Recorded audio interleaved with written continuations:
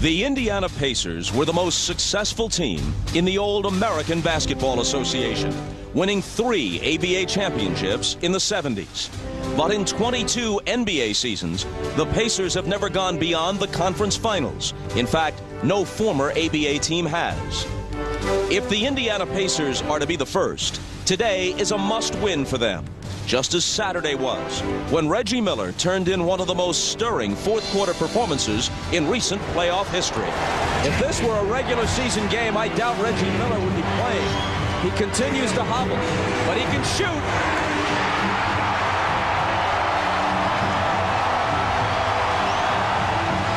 It's Reggie, and it's Indiana by 8. Miller for 3. That may have finished the Bulls. Now the Pacers have gained momentum and confidence in their attempt to dethrone the champions. A Memorial Day win would even the series at 2 and give the Indiana Pacers a chance to make some NBA history for themselves. Game 4 next. Once again, we greet you shouting over the din at Market Square Arena with Isaiah Thomas and Doug Collins. I'm Bob Costas. Let's go right to Reggie. What a performance in quarter number 4 on Saturday. Well, game 3 was the Reggie Miller show, and the Pacers needed all of it, Bob. He came limping out of the locker room and put on quite a show in the fourth quarter, hitting 3 three-point shots and a little two-pointer to put his team up by 8 late in the ball game. But he was sensational, and he gave this team such an emotional lift. You see him coming off this screen here. This will put them up 8 and really seal the win for them late. Now, this was a lot different than what we saw at the United Center. In Game 1, Reggie Miller was 0 for 2 in the fourth quarter. In Game 2, he was 2 for 3. But he put his signature on Game 3. 4 out of 5, 3 out of 3 from the three-point line. Bob, stars win championships. They need another dose of Reggie Miller, and once again, they need to take care of the basketball today. Zeke, stars do win championships. The Bulls have 5 because they have 2 of the greatest players of all time. Bob, and the Pacers have targeted the Bulls stars and Michael Jordan and Scottie Pippen. Every time Scottie Pippen moves, they want to put a body on him. They want to alleviate the pressure that he's putting on Mark Jackson. So every time he tries to go through a screen, they want to lay him down. And with Michael Jordan, Jalen Rose told us that they want to challenge his shots. They want to make him work for shots. Even though he's going to make them, they want to put a hand in his face. Now we know when Michael loses, he comes back and he has big efforts. That 63 you see was against Larry Bird. That 55 was against Charles Barkley. And I'm sorry to say that 47 that he dropped on Detroit, that was against me. Well, even though he had 30 in Game 3, he was just 9 for 22. But as a comparison, the worst shooting game he's ever had in the playoffs, 3 for 18 against the Knicks, Game 3 in '93. He comes back on Memorial Day in Game 4 and scores 54 on 18 of 30. Let's go to Ahmad with more on Reggie Miller. All right, thanks, Bob. I spoke with Reggie Miller before the game. He said he is still sore and very stiff. He's had treatment on that ankle the last day and a half, but he says it's such an important game that he will play, he will start, but we won't know how effective it will be until the game starts. Bob? Ahmad, thanks very much. We're coming back to Market Square. Race weekend and playoff weekend in Indianapolis. The Bulls starting lineup for Game 4.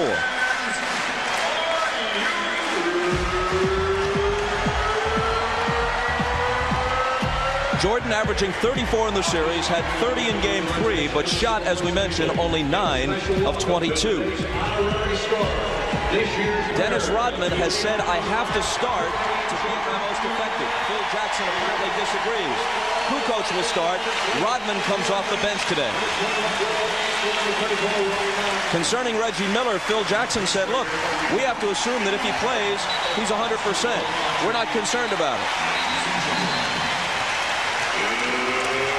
Of Reggie Miller's 28 points in Game 3, 9 came in the first 4 minutes, 13 in the last 4.5. Rik Smits, not much of a presence for them in Game 3. They won anyway. Dale Davis starts, but Antonio Davis has been playing the important minutes down the stretch. Larry Bird may have won the battle of gamesmanship with Phil Jackson coming into Game 3. He complained after the games in Chicago that the officials were letting defenders rough up the Indiana players.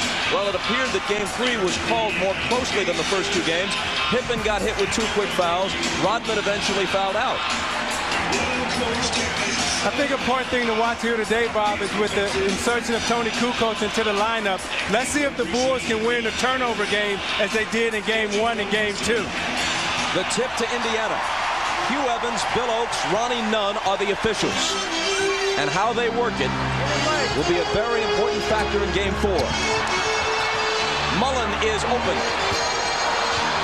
He doesn't miss many of those. The rebound to Harper.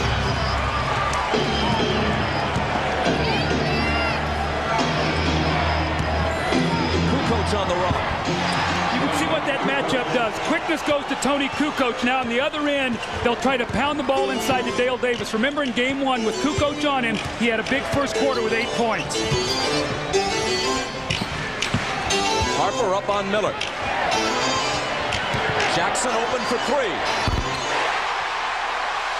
That's exactly the way he started Game 3, hitting the open three-point shot. Scottie Pippen always helping into the post off Mark Jackson. And again, Doug, that's big for Mark Jackson's confidence to come out and make his first shot. Jordan spinning on Miller and then throwing it away, trying to find Harper.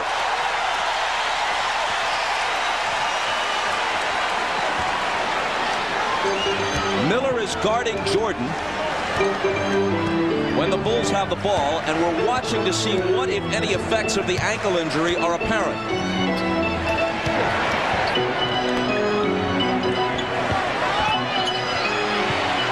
Smits turns on Longley. The hook.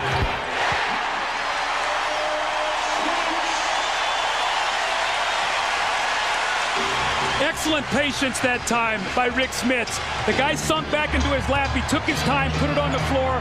A great little jump hook in the lane. Scottie. And he tips home his own miss to make it 5-4. You see, they'll go at Miller right away to test that ankle. When Scottie missed that shot, Miller wasn't able to block him out, and Scottie got the easy tap in. Mullen lost it. Jordan back with Pippen. Scottie to the hole, fouled by Jackson.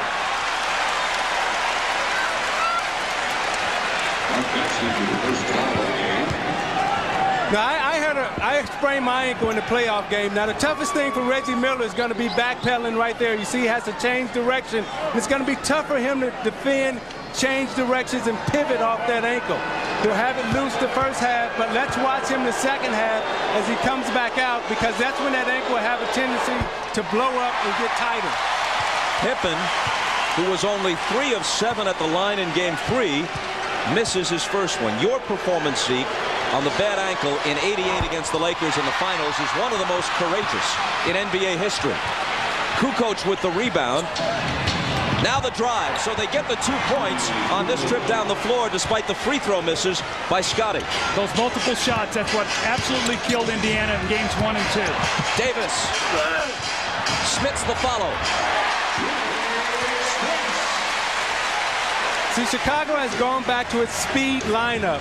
And right now what Indiana must do is make sure they get field goal attempts, because even if they miss the shot, they have an advantage on the board. Pippen thought a pacer touched it last. Hugh Evans didn't agree. See, Tony Kukoc up the floor helping on Mark Jackson. They got to go in the post to Davis. Davis takes the lob from Jackson and heeds Coach Collins' advice immediately. See, when your man helps off of you, Bob, what you got to do is run straight to the front of the rim. If they're going to double out on the floor, you're playing 4 on 3.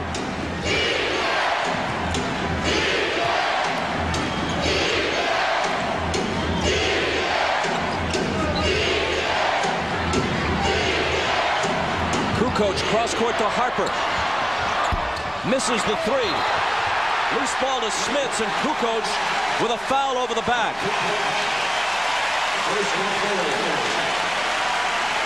Mark Jackson drives the ball out of the double team. See, Tony Kukoc cannot get back. And you know, Mark Jackson makes that little lob pass probably better than anybody in the NBA.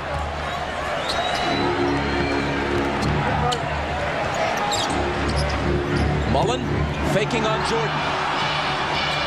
Jackson behind the back to Smits.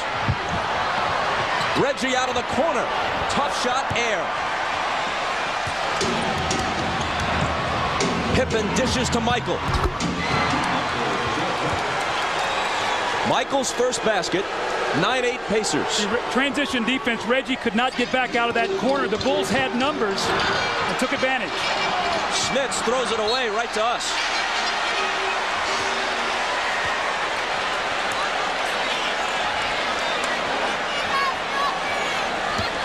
The Pacers contained their turnovers in Game 3. 15, 16 of them. Part of the reason why they were able to win. They also continued to shoot well from the field. It's Kukoc hitting. The Pacers have continually outshot the Bulls, but because Chicago has had such a huge advantage on the boards, especially the offensive boards, and they forced more turnovers and gotten more shots, they've been able to win 2 of the 3.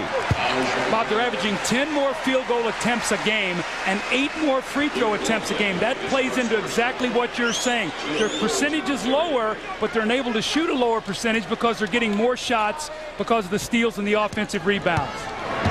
Foul was on Longley. Pacer ball from the side. The Pacers have shot 50% in the series and lost 2 of the 3 games. Another Chicago foul. Longley again, his second. This is nothing new for him. Early foul difficulties. See what Rik Smits is trying to do, he's trying to establish post position, and he wants to move Longley around. And they're battling in there, and it's always, Doug, you get caught on the second reaction. Now remember, when this happened the other day in the 3rd quarter, Winnington came into the game, they went to Smits, he scored 7 straight points. Winnington cannot handle him in there. Miller. Smits. They let him play. There was some contact, no whistle. Mullen for 3.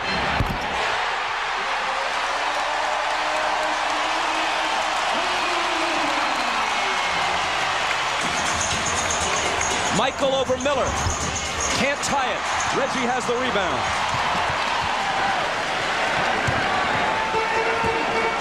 See, with this matchup with Dale Davis and Tony Kukoc, I think they should put Antonio Davis in and let him pound Kukoc because I think he matches up better. Smits hits the hook, and the Pacers lead it 14-10. That's the matchup.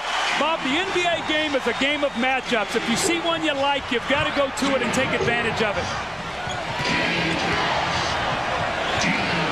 Winnington in for Longley, driving and hammered by Dale Davis.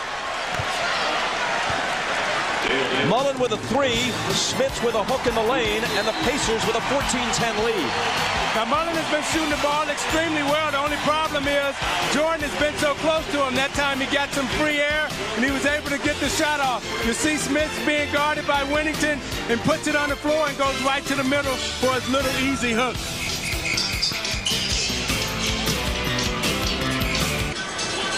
Rik Smits off to a great start, and they need him today with Reggie Miller hobbling. He's been very active in the post. He comes across the lane against Luke Longley with a jump hook. The offensive rebound, a little push on Tony Kukoc, a little banker. Once again, the hook shot in the lane, this time over Winnington. You see his numbers in the series, not enough shot attempts, especially in Game 3. Only 6 shots in 28 minutes. Today, he's taken 4 already in the first 5.5 minutes of the game. Meanwhile, Reggie Miller is 0 for 2. Too early to say if that indicates a trend, but if he doesn't give them what they usually get from him in a playoff game, 20-plus, obviously Smits has to have a big game. And you know, Bob, Reggie Miller is such a factor that he could go stand in a parking lot and someone will go with him. So you're not going to give him any distance. So he's the kind of guy that you have to honor, even if he's not 100%, which in many instances frees it up for a lot of other people. And Doug Smits started out slow in that New York series. His first game, he was 3 for 19, and in the last 4, he was 33 of 58, shooting 57% from the field. Jordan going for the steal. Dale Davis recovers it.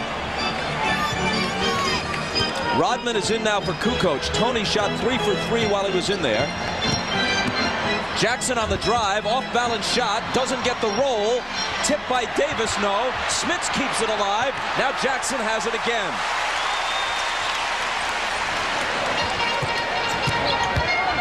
Mullen Tries to scoop in between two defenders. Another try and a third. But still there's a lid on the basket. Rodman wrests it away and may get a technical here. He slams the ball to the floor. And they don't tee him up. Dennis Rodman will have part 2 of his interview with you, Bob, on our halftime feature, so we want to make sure everybody stays around. You did a terrific job with that. I think a real candid talking there by Dennis Rodman. Let's go to Ahmad. All right, thanks, Bob. Dennis Rodman, who normally when he doesn't start, keeps himself warm by riding an exercise bike or walking on a treadmill. He doesn't have either one of those here. He's been very stiff sitting on the bench. I asked him, would that layoff hurt him? He said, obvious it will because I'm the same age as you are. He's actually a little younger than I am, Bob. Jordan's shot is shoved back in his face. Here's Jackson. Rik Smits wants the ball. Give him the basketball. He's just got a big block. He scored. Throw him the ball. They do. Rodman is on him, giving away lots of height. Jackson open. Short. And Rodman wrests the rebound away from a teammate. See, they know Winnington cannot handle Rik Smits, so now they put Rodman into guard, and he'll try to use his leverage because he doesn't have the size.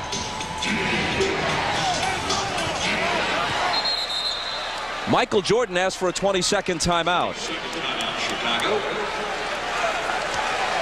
And Michael appears to be bleeding in the area of his right eye, unless that was a bead of sweat.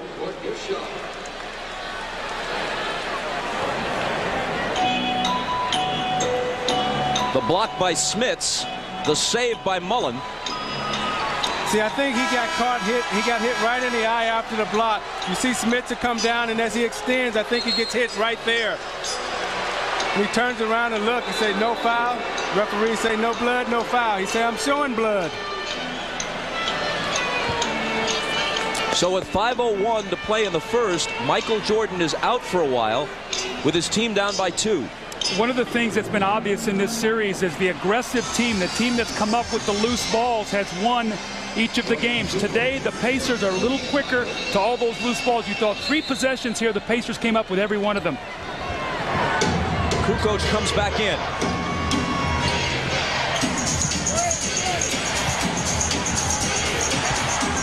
To Pippen for the reverse that ties the game.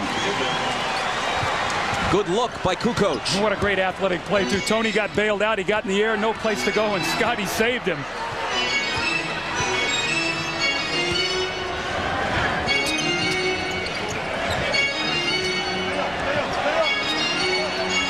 Mullen out to Jackson.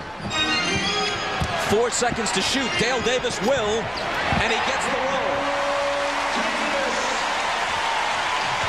See, I think Indiana's going to have to make a decision. They don't like to double team in the post, but anytime Reggie Miller is guarding Tony Kukoc or Scottie Pippen, they're taking him into the post, and I don't think physically he can handle them one-on-one down there.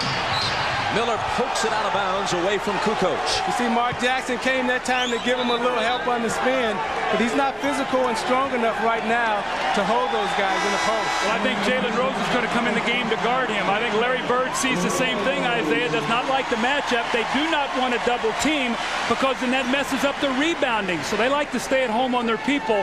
That's why you saw the substitution. Jalen Rose has had 1 good game in each playoff series so far for Indiana.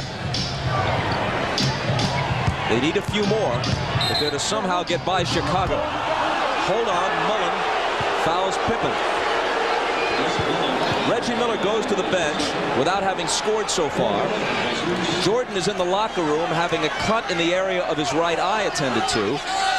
And Michael was only 1 for 4 from the field before he went out. Ahmad Rashad is back in the Bulls locker room. As soon as he has some information, he'll pass it along to us. Mullen goes out, and Derek McKee is in to replace him. That was the 2nd foul on Chris. Harper into the lane, slicing through. Nice move. Rik Smits just does not have the quickness to jump out and trap that screen and roll. So anytime he's involved, the Bulls really look to turn the corner and get it all the way to the basket. Harper did it that time with his left hand. Jackson from Smits. The follow by Davis. Jackson blew the open layup, but Davis was there to cover for him. And what you'll notice is anytime that Mark Jackson makes a pass into the post, Pippen is roving. Winnington ties it again. You know your personnel. It's a tough cover for Rik Smits to get out to Bill Winnington. He's more of a jump shooter than he is a post player. Jackson evades Pippen. And Smits misses off the potential assist. Kukoc fires and misses the three. And it's out of bounds to Chicago. Back to Market Square after this. Ahmad Rashad back at Market Square Arena. Moments ago, Michael Jordan on this drive to the basket was just swiped over the right eye there by Rik Smits. It caused a cut to the upper part of his right eyelid. He has been taken to the locker room. They're trying now to close it with sterile stitches. Now, if that doesn't work, doesn't stop the bleeding, they'll try to go back and try to close it with actual stitches. As of right now, he's having that application applied now, and he'll be back in the game. Bob? Ahmad, thank you. Remember, as most of you know, it is an NBA rule that you cannot be on the floor with an open wound unless the bleeding has been completely stopped. You cannot play, no matter how much you may want to, no matter who you are. Pippen's pass deflected. Scott Burrell into the game now. That's an early substitution for him. We've seen in the first three games either Randy Brown or Steve Kerr. It looks like Phil Jackson wants to go with a bigger perimeter team. Scott Burrell in for the first time. Pippen a long one. And the rebound to Antonio Davis. Now let's see if Indiana goes to Antonio Davis right now. Dale Davis guarded by Kukoc. Harper's on Jackson. Trying his post-up game now. We haven't seen much of that in this series. And Harper blocks it.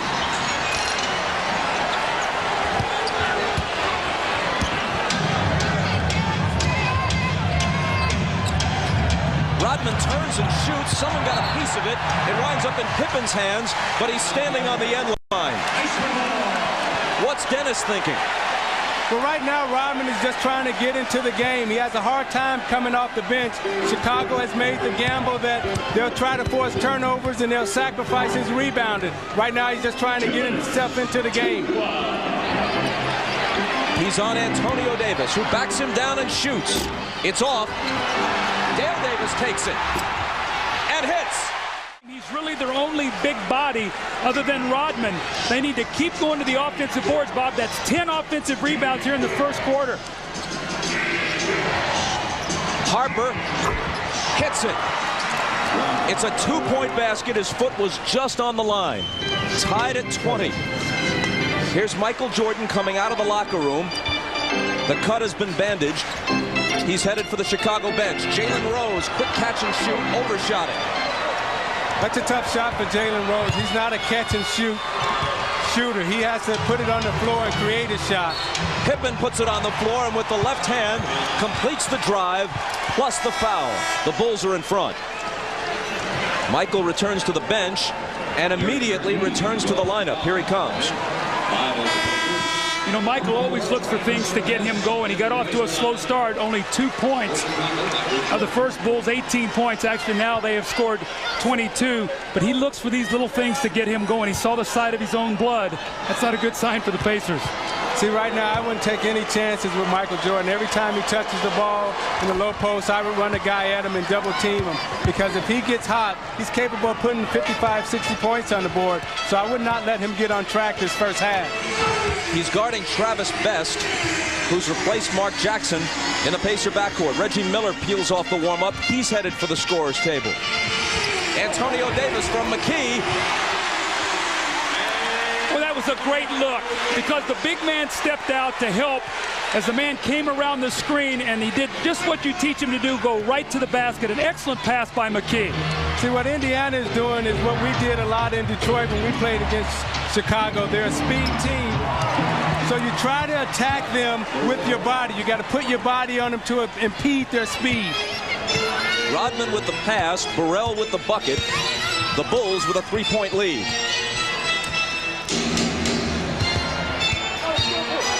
McKee working on Pippen, left hand. Hold on, there's a whistle before the shot. No basket. Pippen's first foul. Reggie Miller back to the Pacer lineup. Reggie Miller is back. And Ron Harper returns for the Bulls with Kukoc leaving. See, the Bulls match with a small lineup right now. They can switch anything, any screen roll, any down screen, switch it so you can't have a catch and shoot at the end of this quarter. Game clock overlaps the shot clock by a couple of seconds. Rose drives on Burrell and scoops it up off the glass. Now that's what Jalen Rose is effective. Putting it on the floor, taking it to the basket.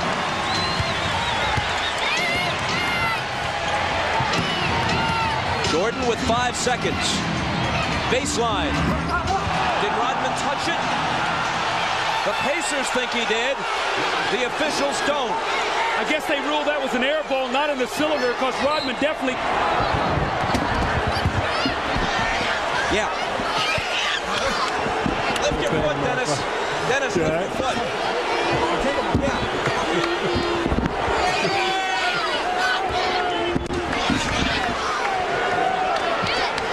Right, Bob? Once again, I'd like to say, stay tuned for that interview at halftime with Bob Costas and Dennis Rodman. They are now soulmates. Yeah. The big man. I took a hit, buddy. I'll tell you that. I saved you. I caught his foot. It was coming right for your head. He packed some punch. Meanwhile, watch the hustle. Look at Worm. We don't see Bob. Where's Bob? Where's Waldo?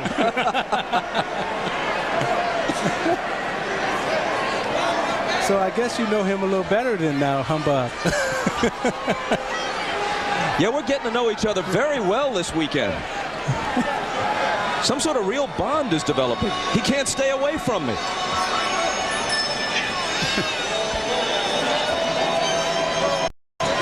So meanwhile, Rodman appeared to have come close to touching the Jordan jumper, but the officials ruled that he did not. So Michael's basket counts. Another basket from Michael right at the end of a quarter with 2 defenders on him. He's done that so often in this series.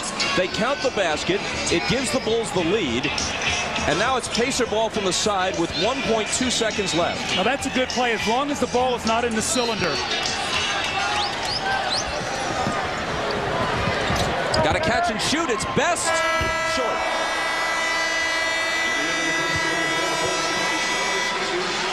After 1. A quarter in which Michael sustained a cut, and I was nearly crushed. The Bulls lead the Pacers by 3. You're watching the NBA on NBC.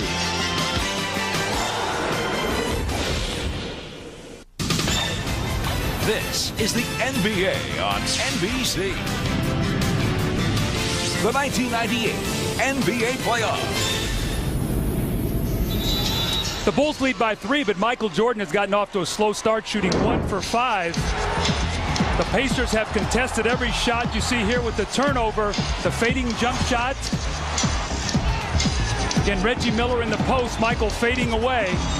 Getting good looks at the basket, nothing going. And this is the play that he got hit by Rik Smits. And for more on that, let's go to Ahmad Rashad.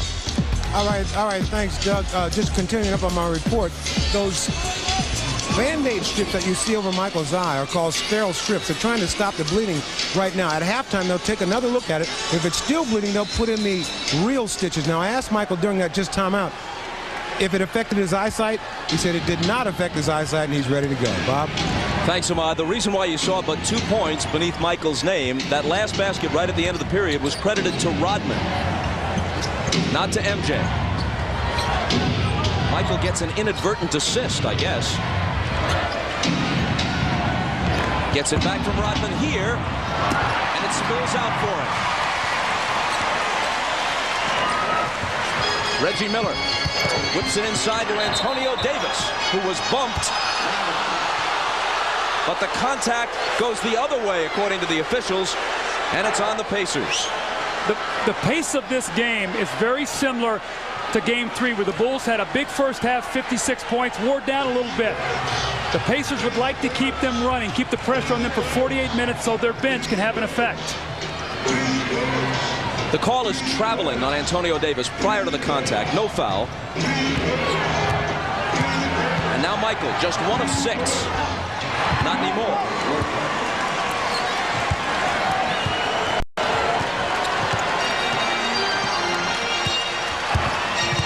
Kerr on Best.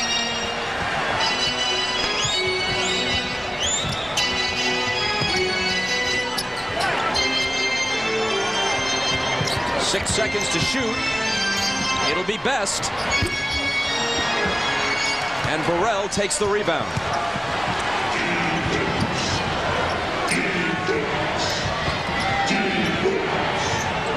Kerr from Rodman. Double teamed on the baseline.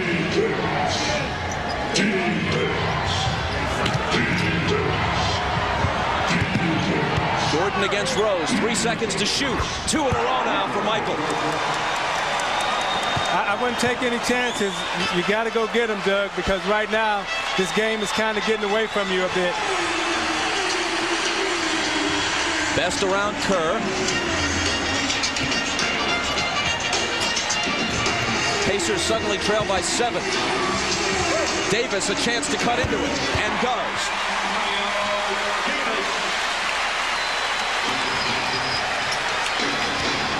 Steve Kerr limping a little bit. Looks like maybe he got kneed in the thigh. We'll have to keep an eye on him. He's wincing and hobbling around out there.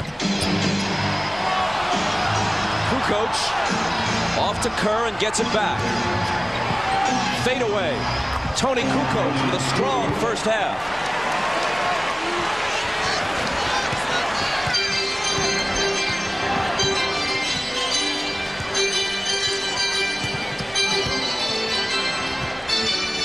McKee from the head of the key. And the loose ball bounces to Jordan.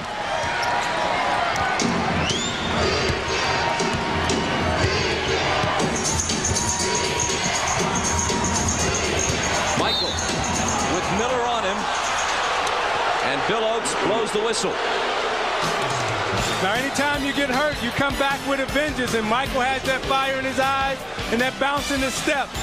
Falls back right there in front of Jay. And then the last time down, he comes down, he squares up Jalen Rose, gives him the fake, the step back. Oops, nope, I'm crossing you over. Now I'm a Jay you. Bam. And the foul a moment ago was number 1 on Reggie Miller.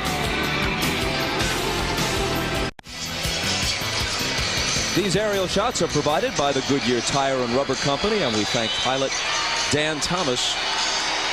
That area you see right there is the construction site for the new arena for the Indiana Pacers to be opened a couple of seasons from now. It'll be called the Fieldhouse, and it's the first professional basketball arena. There's what it will ultimately look like.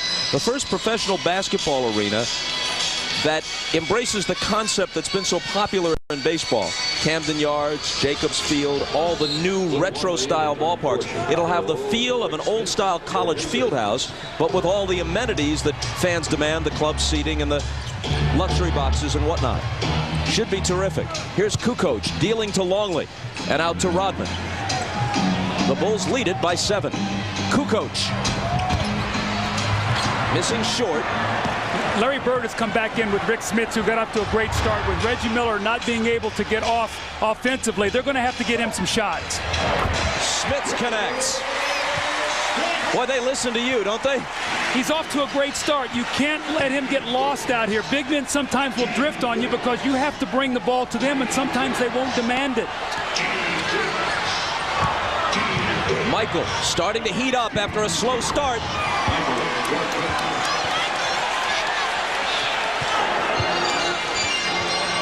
Three straight now for Jordan after missing 5 of his first 6. And play is stopped by a whistle.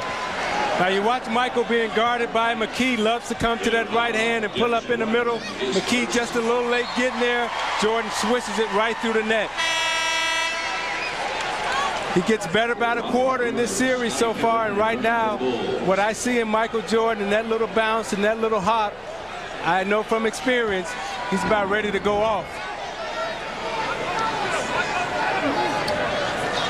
Foul on Rodman was his first. Pippen and Harper are back in. Best. And once again, play is stopped. The foul is on Michael, his first. One of the things we talked about was Travis Best's speed and quickness hurt the Bulls the other day. They went with a smaller lineup. Today, they're going with the bigger lineup. They're keeping Pippen on McKee. They're letting Michael guard Best. And they're keeping Ron Harper on Reggie Miller. See, the thing I'm noticing is Reggie Miller, he can only fade like that.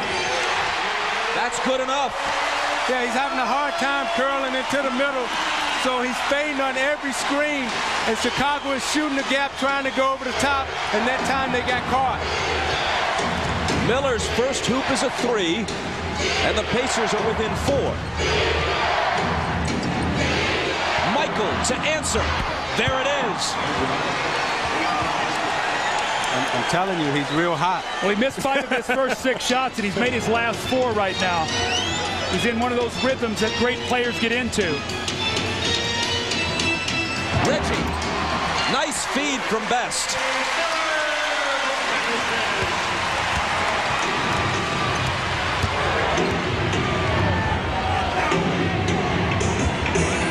Chicago by 5.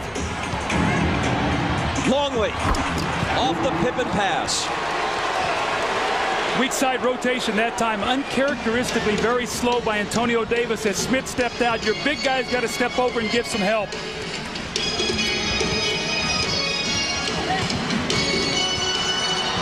Reggie again, a little hook attempt. Comes up way short. He thought he was bumped a bit. Here comes Michael with Best at his mercy. And they call a foul on Michael at 6'6". He had the little guy, Travis Best, just 5'11", as the lone defender back. And he tried to give himself some room with the forearm, and they caught him.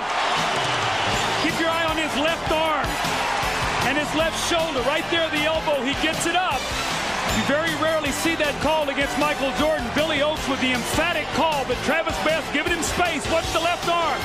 Right there, he gets it up. And you're watching the NBA on NBC.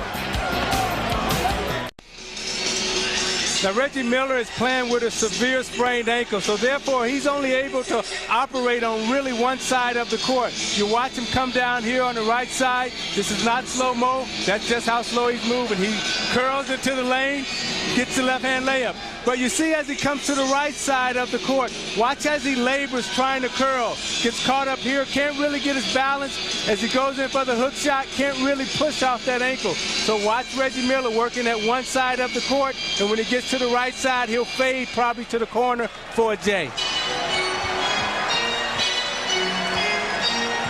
With the Pacers down by 7, Best brings it across. Fires the jumper and hits it. Got a little screen to lose Jordan for just an instant.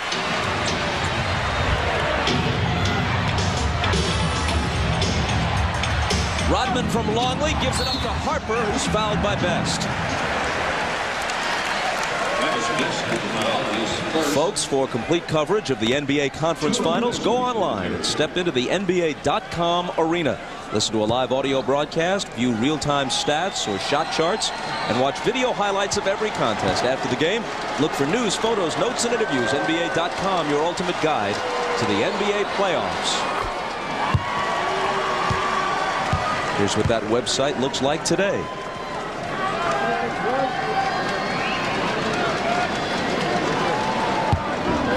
Now, Rik Smits has been a very important part of this team today offensively. But Isaiah, one of the things that's hurting him is the Bulls are really getting him involved in a lot of pick and rolls. They're stringing him out. They're throwing that ball to the corner, and he's not able to get back. They're getting that ball right to the middle of the floor, and they've punished the Pacers with that play today. The Bulls have. Doug, you remember earlier in the season, Rik Smits had severe foot problems, and right now they're taking advantage of that. Travis Best really trying to make Michael expend some energy here on the defense. McKee driving, juggles it. It's Miller for 3.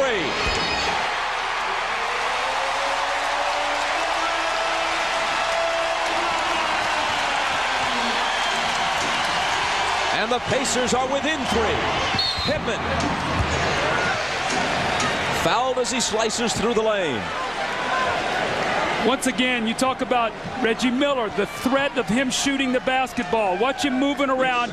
Ron Harper loses him for just a split second, and he nails it. And when Ron Harper runs down the floor, he looks at himself and he goes, I know I can't leave him. I've got to stay with him. And Doug, the thought process that goes through your mind when you have an injury, it eliminates all your other options. So you're not catching the ball to see if you can drive. You're only catching it to shoot. Here's Ahmad. And Doug, on that same note, Ron Harper looked right over at Scottie Pippen and said, my fault, knowing he should never leave Reggie alone. Bob? After the miss, Pippen has it back, takes a leaning jumper as he's fouled.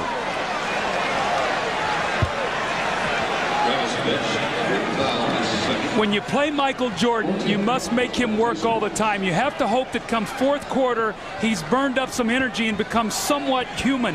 So what you see Travis Best doing, he's using screens. He's trying to penetrate, keeping Michael busy at both ends of the floor. The foul on Best came before the shot. Bulls put it into the side, and Longley misses. Rodman trying to keep it alive, but eventually it winds up in Smits' hands.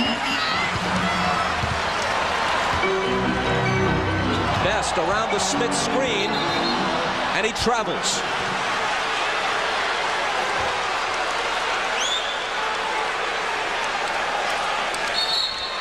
You know, Jalen Rose told us yesterday that they wanted to make Jordan work. Now, you watch as he gets a hand in, make Travis Best bobble the ball, but what amazed me, he was quick enough to get back into the passing lane. Timeout Chicago with 4:53 to play in the first half. I'm Hannah Storm in New York. Coming up on the Prudential Halftime Report, we'll have more of Bob Costas's interview with Dennis Rodman. He's the NBA's best rebounder, and he knows his value to the Bulls. There must be something to this world, this community, or this organization, the NBA, that I must be doing something really good for me to be still here and for people to like me and people to tolerate what I do. Without that, you really don't have any entertainment in the NBA. And as you saw earlier in the half, Dennis and Bob have gotten together more than once this weekend. We understand that Bob asked for a 20-second timeout, but it wasn't granted. He rebounded well. Let's go back to Indianapolis. But perhaps not quite as well as Dennis, Hannah. I'll tell you one thing. The studio is safer. Peter Vesey never roughed me up that way. Although he may have wanted to many times, he never did it. I can't respond. I can only laugh.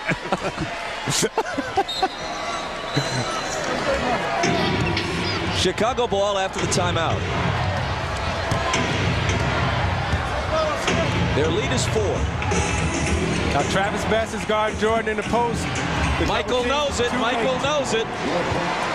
See, Reggie Miller came down and tried to double team, but it was too late. He had banked it off the glass already. After missing 5 of his first 6, Jordan has now hit 5 in a row.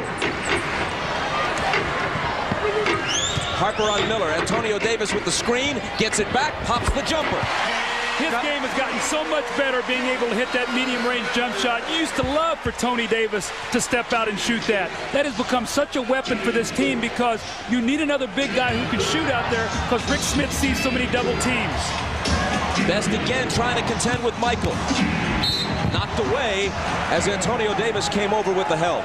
You know, in that last bucket that Antonio Davis hit, Dennis Rodman bent down to tie his shoe up, and the pick and roll came. That's why he was so free at the free throw line, Doug. Pippen looking for somebody. It's Michael. At 6'6" to Best 5'11". Miller over on the double team. Pippen lets fly. The Bulls are really shooting the ball well. This is so reminiscent of Game 3. You know what I think is interesting here? Larry Bird is going against his philosophy. He doesn't like the double team, but he realized that Michael Jordan is hot, so he's sending a man at him every time, which is freeing up their perimeter shooters. Smits out to Best. Quick touch pass over to an open McKee, whose jumper is short. Here comes Chicago. The Bulls are shooting 59% in this half. Michael again. Cross court to Pippen. Head fake. Longley open, great ball movement, and a Chicago basket. So that's what happens when you double team. Now you get yourself rotating to people. You run at Pippen, he pump fakes you, he gets to the lane. You run at him, and you kick for the easiest shot. That's why you don't like the double team. But the gamble that you take when you double team is you say, we're going to make everybody else beat you because we know Michael Jordan will beat us. Miller misses the hook. Harper races back the other way. Best wraps him up.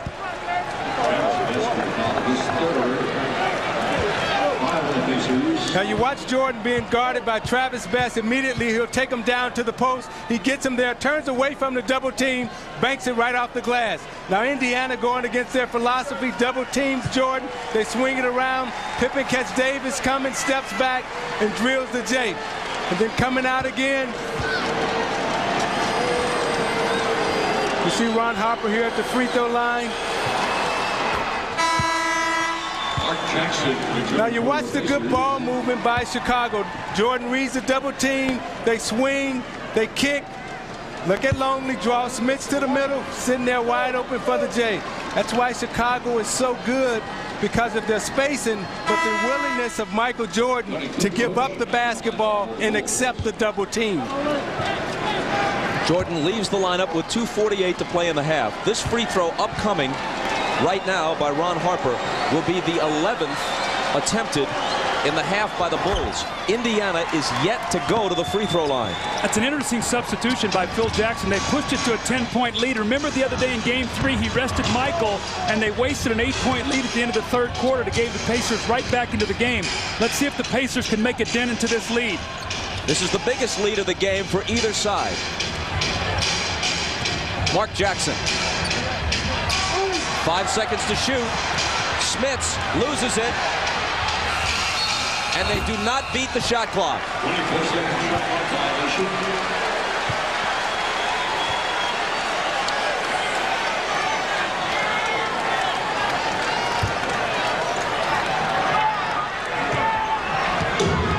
Larry Bird's team down 10. And Chicago looking to add to it. Longley hooks on Smits. The Bulls by a dozen.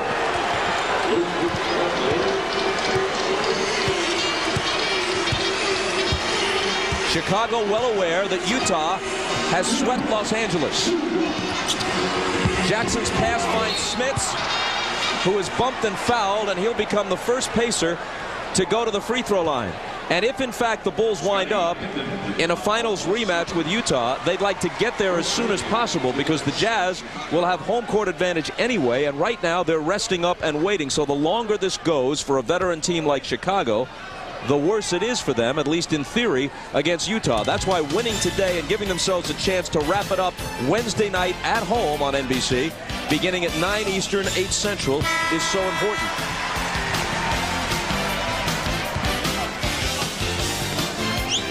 So we'll see you Wednesday night from Chicago. Michael Jordan back into the game, so Phil really gave him a 2-possession rest, realizing the importance now. They've got the Pacers on the ropes. They're down by 11 with Smits shooting this free throw to try to make it 10, which he does. But if the Bulls can push this to 14 or 16, it will be a big cushion for them going in at the halftime.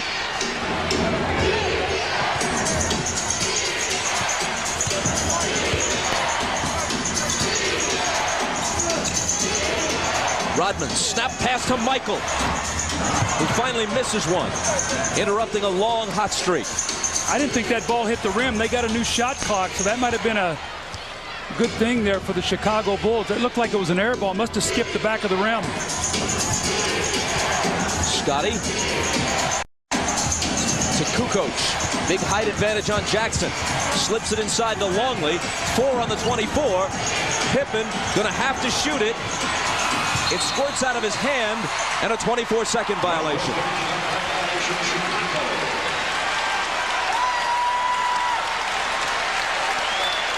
The turnovers are even, 5 apiece. Scottie Pippen went to Tony Kukoc. He said, take your time. You've got a mismatch. Back him down. Don't be so impatient. And see, with Pippen, Kukoc, and Jordan in the lineup, you're always going to have a mismatch, and Chicago just have to be patient enough to find which one. McKee on the drive. And the floater is good, plus there's a foul. Bob, I can't tell you how big this last minute and a half could be for Indiana. The Bulls had pushed it to a 12-point lead. McKee here with the great drive on the baseline. He loves to go left, even though he's a right-hand player. The little flip shot and the foul. Now he has a chance to cut it to 7. If they can get a couple defensive stops and they can go in maybe down 5 or 7, that would be in pretty good position based on how well the Bulls have shot in this first half. The foul on Longley was his 3rd. 3-point play.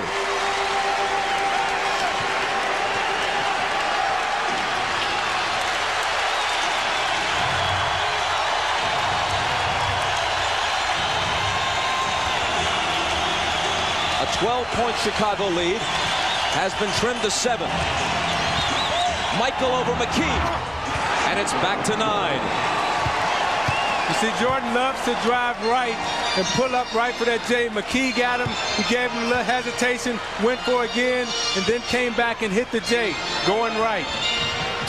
Jordan has 15.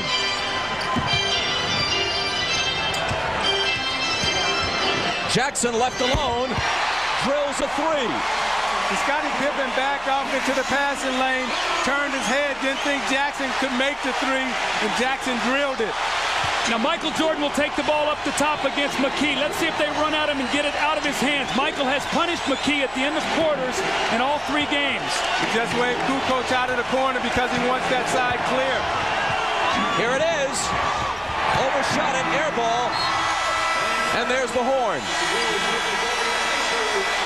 Michael had 13 of his 15 first half points in the second quarter.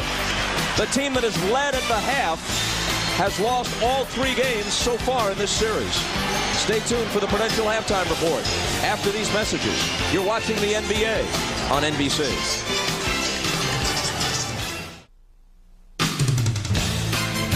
This is the Prudential Halftime Report, brought to you by Prudential, bringing strength and stability to America's families through insurance, healthcare, real estate, and financial services. It's halftime of Game 4 with the Bulls leading the Pacers 54-48. Michael Jordan, despite that cut above his eye, leading all scorers with 15 points. Rik Smits has 10 points to lead the Pacers. Reggie Miller, playing on the bum ankle, has 8 points for Indiana. Hi, everybody. Hannah Storm along with John Sally, Peter Vesey, and Matt Gukas. And we're going to talk about the first half between these 2 teams just a little bit later on. But first, more of Bob Costas' conversation with Dennis Rodman.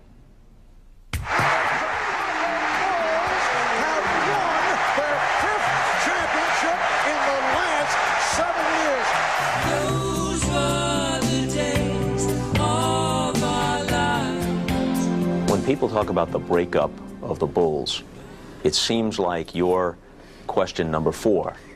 Phil Jackson, Michael Jordan, Scottie Pippen, and then we'll see if all the other pieces of the jigsaw are there, then Dennis goes in last. Yeah. I'm always on the bottom, seems like. You know, I always tell people that I'm the opposite of Michael Jordan. Opposite of Michael Jordan. He's good, and I'm evil, but we seem to always come in the middle for some reason. You know, Devil's Advocate, you ever see that movie?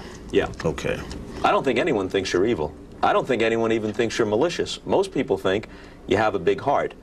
They do think that sometimes you're irresponsible and self-absorbed. If you really look at it, Bob, I think that a lot of people respect me more than a lot of people that you give people credit for. I think people look at me and say, wow, I like that guy. No matter what he does, I like that guy. I must be something to this world, this community, or this organization, the NBA, that I must be doing something really good for me to be still here and for people to like me and people to tolerate what I do. Without that, you don't have any entertainment in the NBA. Without Dennis Rodman, you don't have the entertainment. You got the Kobe Bryants that doing the dunks, Michael Jordan with the tongue, but you got the Dennis Rodman with the whole plethora, you know, with the whole chameleon. See, I like that. I like that plethora. Okay. That's good. Okay, you got that. You got to have that. You got to have some type of, you know, some distraction. You got to have that that bad boy image in the league, and the NBA has really taken a lot of that color out over the last 10 years.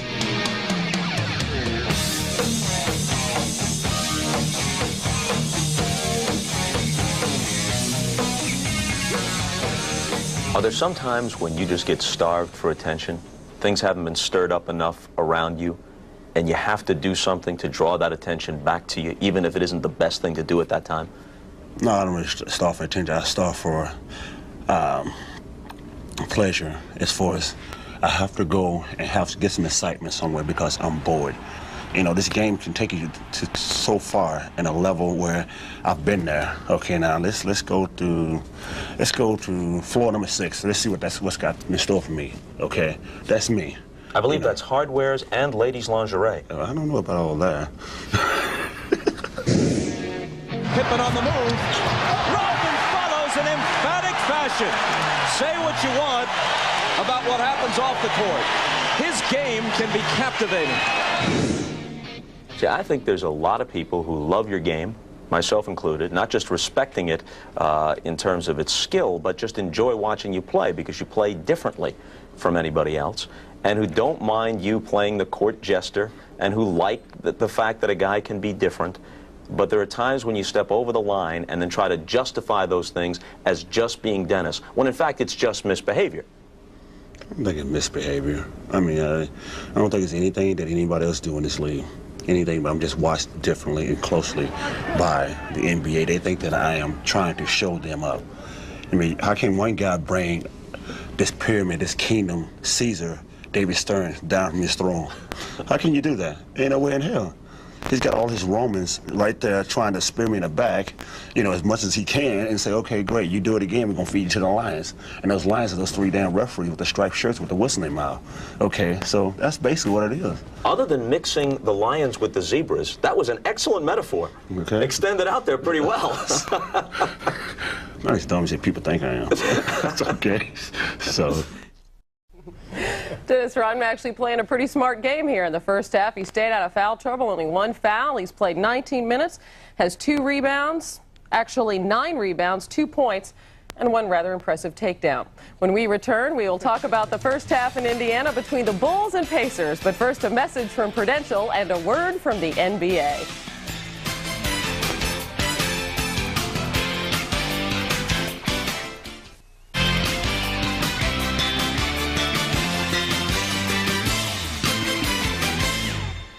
At halftime, the Bulls lead the Pacers 54-48. Time now to talk about the first half. And Phil Jackson continuing to play musical chairs with his starting lineup between Tony Kukoc and Dennis Rodman. Matt, Kukoc back as a starter today. How do you think it worked out in the first half? Well, Tony Kukoc responded with offense right on cue. And there's a feeling amongst the Bulls, whenever Tony Kukoc hits his first shot, good things happen for Tony and Chicago. Too quick for Dale Davis off the dribble here. And then out of the set offense on the back cut, an easy one for Kukoc, and then spotting up on the perimeter. Terrific offensive start for Kukoc, 4 out of 6, 8 points. And almost as big a part of this is it saves Dennis Rodman, keeps him out of foul trouble, and keeps him fresh for Antonio Davis when he comes off the bench. Nice competitive first quarter this game. Nice tight basketball game, and only 2 points total between Reggie Miller and Michael Jordan, but everybody knew that wouldn't last, Peter. You knew Michael Jordan was going to bust out. I mean, he doesn't need a healthy eyebrow to browbeat his opponents. And when he came back after getting stitches, he hit 5 in a row in the second quarter. Miller, on the other hand, is hobbling. He's got the dream injury. He doesn't have to play defense. But I know that is low, Marina's going to kill me. But you know, his team really needs him because they feed off his offense. The front line of the Pacers can only compensate for so long for his lack of offense. They've got 2 chances to stay in this game in this series, Hannah. He needs a miracle recovery during halftime, and they've got to get more Bulls in foul trouble than just Luke Longley so they can wear them down with numbers. Well, speaking of Luke Longley, a critical matchup there with Rik Smits, and we said he would have to step up if Reggie Miller wasn't 100% today. What about the center matchup in the first half? These big guys have been involved. They're banging one another around. They're coming in. They're trying to establish where they're going to be in the post, not letting one get each positioning. Luke gets the foul right here, but Smits has played better so far. He only has 1 foul. He has 5 rebounds and 10 points, so he has a lot more leeway in the second half. You know, 5 more fouls you can use on Dennis, Michael, a couple more people. Well, I'll tell you what, maybe they should start doing it, clamping down defensively. The Chicago Bulls shooting a blistering 59% in the first half of this game. This has been the Prudential Halftime Report, brought to you by Prudential, bringing strength and stability to America's families through insurance, healthcare, real estate, and financial services.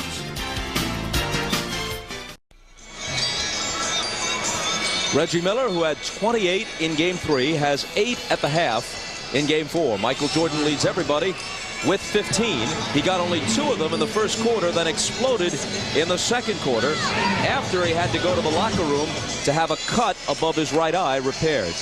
With Doug Collins and Isaiah Thomas, Bob Costas back for the second half of Game 4 at Market Square Arena. And quickly, let's take a look at the Miller Lite halftime stats.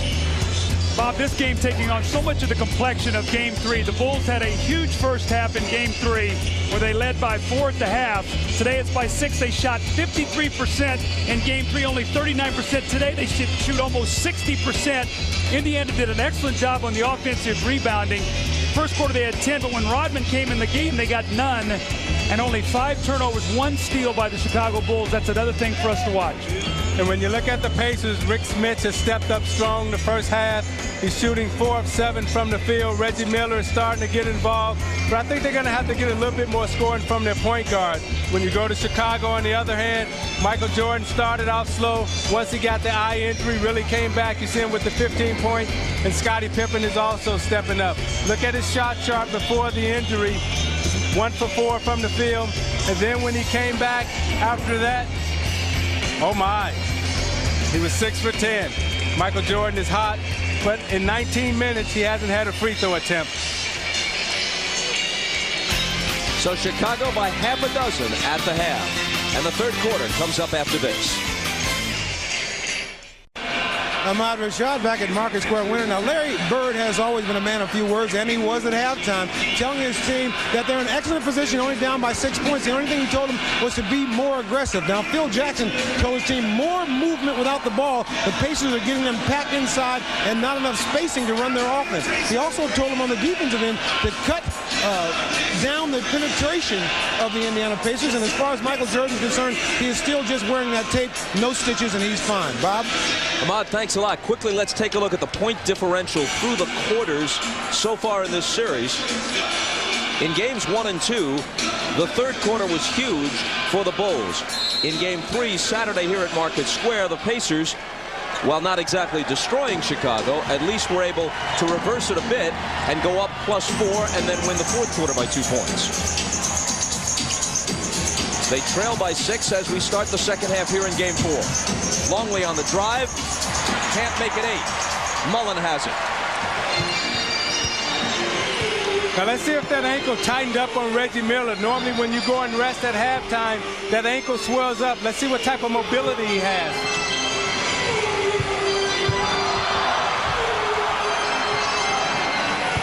Smits, jumper over Longley, no. Rebound Rodman. Bulls thinking defense here, starting Rodman, who picks up his 10th rebound to start the half. Pippen to the hoop. Knocked away by Smits. So you watch Reggie in transition here. He's slowly limping, trying to get back. It's tough for him to push and get off that ankle. And he's guarding Michael Jordan right now, and Jordan will look to test him quickly. Longley, catch and shoot. That's a well-executed play. Rik Smits had to give help on the screen by Michael. Longley read it, just faded right back to the corner. Mullen for 3. Way off. Rodman deals the outlet to Pippen. Michael is open. Good start to the third quarter for Chicago. Bird's going to need a 20-second timeout. The Bulls are coming out. They've got their defensive team on the floor. Hit 2 quick jump shots will push this lead back up to 10, and Larry Bird doesn't like it.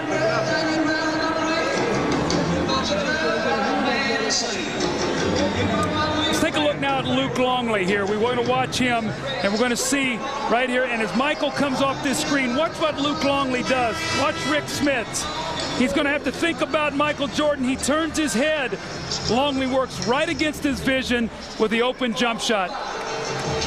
And in Michael Jordan, the last time down again, Reggie Miller having a very difficult time getting down the floor. They're cross-matched. Mark Jackson does not get there soon enough. Michael continues his hot shooting. The Bulls up by 10. Jackson around Pippen. He often took it right at Scottie in Game 3. Smits has position. Longley gets wrong that time. He went on the baseline side. The pass was right to the middle, which led Smits right to the dump. Reggie on Michael.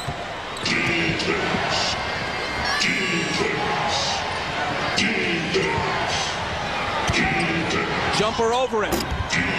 Rodman with a great tip. It's a great tip because Dennis Rodman boxed Dale Davis in. He boxed him underneath the basket. So when the ball came off, he had enough space to tip him. And Pippen is hit with the block. That's 3 on Scotty. What I see on this play is an animated Dennis Rodman. The Rodman that we know with energy, playing a little bit on that edge. But he goes right to the front of the rim on the miss and just out-muscles the Indiana Pacer front line. And going back down the floor, you see that high step, and he's feeling good. Mullen.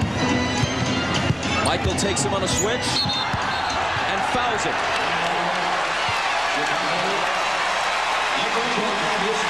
That's Michael's third.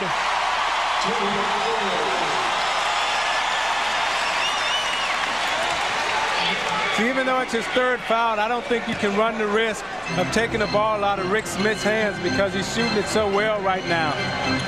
They've got Harper now on Miller. Jackson into the lane. Dale Davis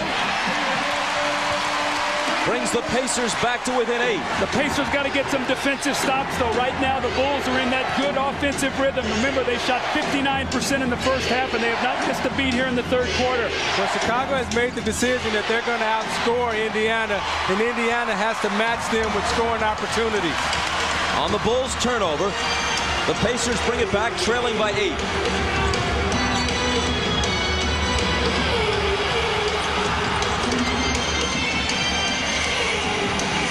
Smits draws a double team. Jackson penetrates, kicks it back out to Rik for the baseline J. See, Bob, what you're getting there is Mark Jackson is throwing the ball in the post. Pippen is helping on the kick out. As Scotty's going to him, he's driving the ball to the basket and getting some dribble penetration. Longley misses with the left hand, and Mullen has board position on Rodman. Jackson pushes it back the other way. Inside, Davis is all alone.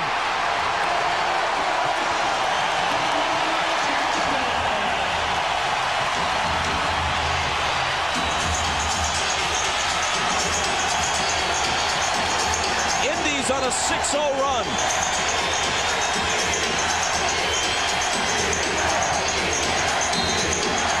And Mullen bumps Jordan to pick up the foul.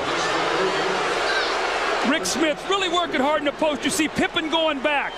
As he attacks, Mark Jackson penetrates. Look, Smits slides out to the open area where Mark Jackson can find him. Those are the little medium-range jump shots that Rik Smits has lived off this season. Smits has 14 on 6 of 8. The foul on Mullen was his third. Michael through everybody, but can't finish it. Mullen kicks it out to Jackson.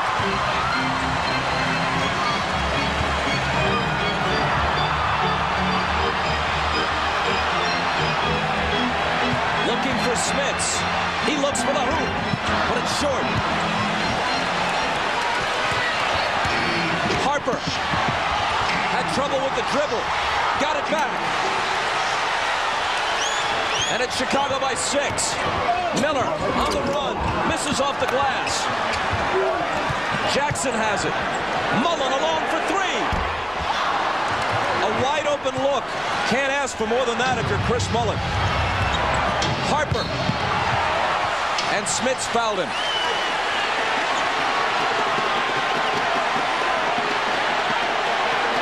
Look at Rodman with the smile on his face, trying to provoke something out of Smits.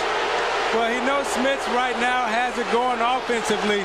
And one of Rodman's traits is to try to knock you out of the game mentally, try to ruin your concentration. It's important for Smits to keep his concentration. You see he gives the hard foul, which is Indiana's philosophy. No free layups. You're not going to get anything. Harper takes it. Rodman comes over, and right now he's trying to say, hey, let me knock you out of your game a little bit. Let me see if I can get inside your head, make you concentrate about Dennis Rodman, and forget that you have to go down and score baskets.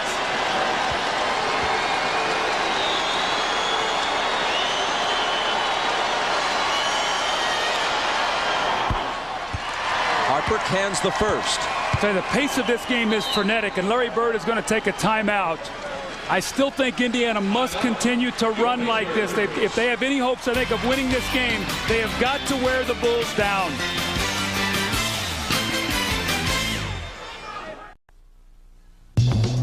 Miller Genuine Draft presents even more basketball. Games 1 and 2 belong to Michael Jordan and the Bulls. Game 3, Reggie Miller. You see him with the gimpy ankle and all shooting the three. Michael answers it with a three of his own. Reggie Miller with the quick curl in the lane and the left-hand layup. And Michael once again the quick pull-up and the fading jump shot on Derek McKee. Now who's winning the battle today? Michael Jordan, 8 of 17 for 17 points, no free throw attempts, and Reggie Miller only 8 shot attempts, 8 points, and he has not been to the free throw line today either. In recognition of this look inside the game, Miller Brewing Company will donate $1,000 to the Thurgood Marshall Scholarship Fund.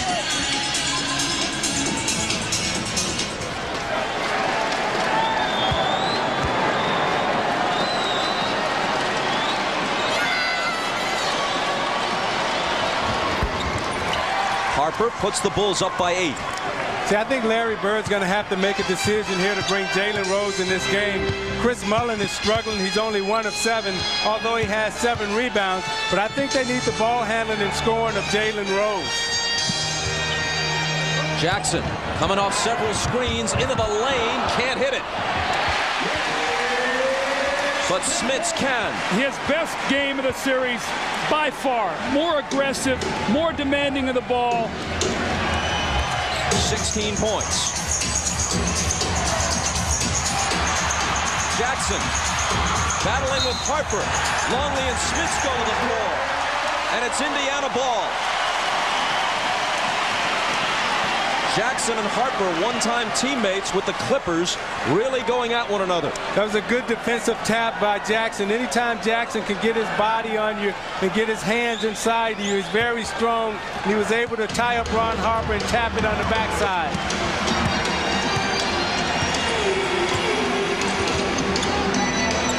Miller. Got it. A 2-point bucket just inside the line. Chicago by 4. That was such a difficult shot. Ron Harper with a hand in the face. Reggie Miller still buried it. See, again, that shot was on the fade. You got to get up on Miller and make him run. Michael slings it out to Harper, who traveled.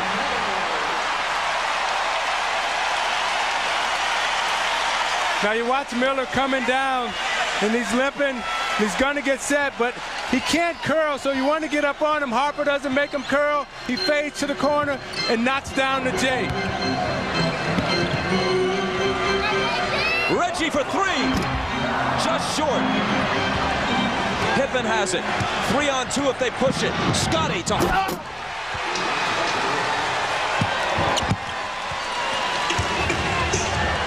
Boy, there's a swing. A 3-pointer that could have cut it to 1. Instead, it ignites a break, and they're down 6.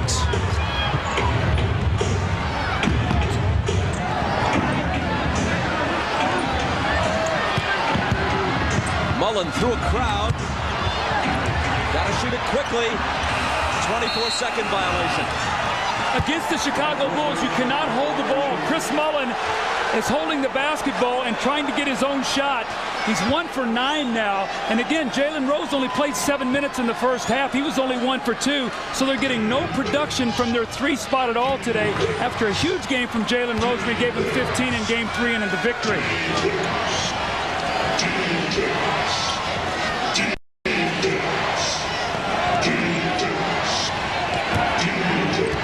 Michael. Fade away on Miller. Out of bounds in front of the Pacer bench and touched last by the Bulls. Pippen is pointing at Mullin, but the officials didn't see it that way. Now you watch Reggie Miller guarding Jordan in the post. He's trying to keep his hand in Jordan's shot pocket. He won't let him bring the ball down to get to his pocket to bring that shot up because he knows he can't move his feet. Pippen steps in front and picks it off. Jackson is back, but it's a 2-on-1 with Michael. Look out! And Jackson fouls him. Now, both Jordan and Jackson knew what was coming on that play. That's why neither one of them responded. Jordan knows that every time that he goes to the basket on a fast break situation like this, they're going to take the hard foul. He accepts the challenge, walks back to the line. And again, Isaiah, the one thing you don't want to do is let Michael Jordan get one of those monster dunks of his, because those are the great quieters of the crowd, especially on the road. So you take the foul and you make him make 2 free throws. This is his first 2 free throw attempts of the game. For the 10-time scoring champ and 5-time MVP. NBC's must-see Thursday is great this week, beginning with Friends, followed by Just Shoot Me, Seinfeld, Veronica's Closet, and ER. That is must-see TV Thursday on NBC. Remember now, game 3, Bulls up 8 with about 4 minutes to go in the third quarter. Phil Jackson rested Michael Jordan. The Pacers tied the game. I don't think you'll see that today. A whistle away from the ball. See, Reggie Miller came down 2 plays ago, and he told Hugh Evans, watch Harper holding me, watch him holding me. Ronnie Nunn picks it up on this side. Harper's grabbing. The officials are communicating with each other, and they got the call. It's on Harper. It's his first. Remember late in game 3 when Harper fouled Miller hard and almost sent him sailing into the Indiana bench, and several Pacers stood up. Antonio Davis actually said to Harper, you cross this line and your butt, or words to that effect, is mine. And speaking of Antonio Davis, he and Jalen Rose had huge games in game 3, and neither one of them have played that much today. Dale Davis spinning, and spinning too much, shuffling the feet and traveling.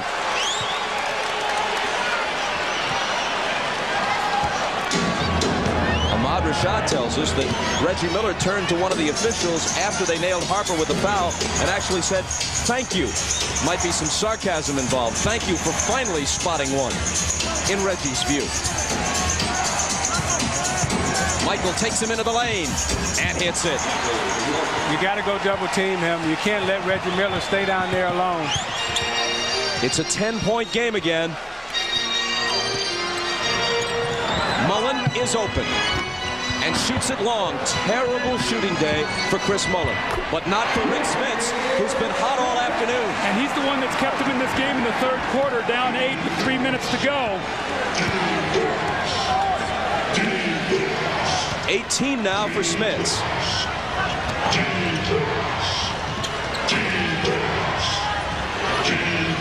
Pippen from Rodman. Here's Longley. And again, it's Chicago by 10.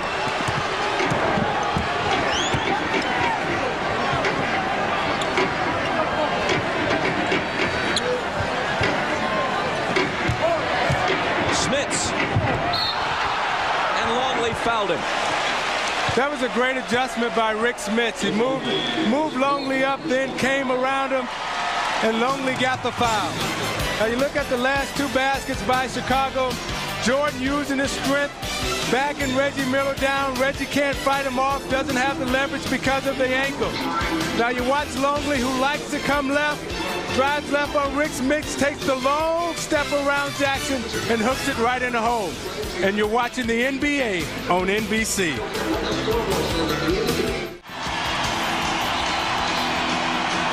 Shots in Indianapolis are provided today by the Goodyear Tire and Rubber Company. Our thanks again to pilot Dan Thomas. Here's Ahmad Rashad. All right, thanks, Bob. You haven't seen Steve Kerr playing in the second half, and Doug, you pointed out earlier, late in the second half, he was doing some limping out on the court.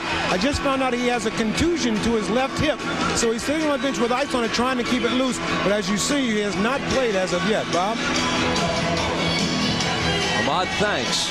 They may not need him today, but he has been so important. The play he made late in game 3, even though Chicago came up short, when he flew in for the rebound off a missed Pippen 3, grabbed it in midair in the lane, and dished it back out to Michael, who hit a 3, was just a tremendously heady play. The foul which sent Smits to the line was Longley's 4th. Bob, once again, I think you see Phil Jackson's philosophy here. After losing that 8-point lead in game 3, it's a 9-point lead right now as Smits is shooting his second free throw to try to make it 8. Realizing they've worked so hard to get this lead, he does not want to let them close quickly to finish this third quarter.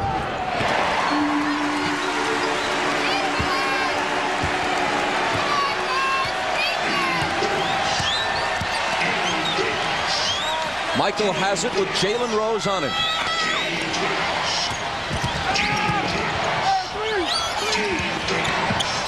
Scott Burrell.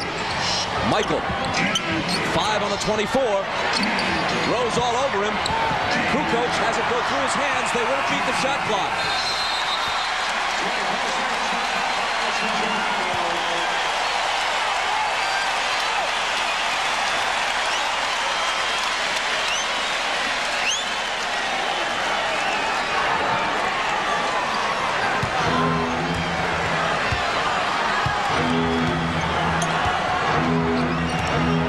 Pippen on Jackson.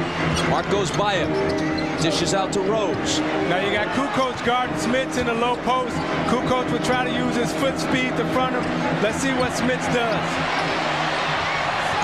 4 seconds to shoot. Jackson will. Misses it long. It didn't hit the rim. Kukoc has it.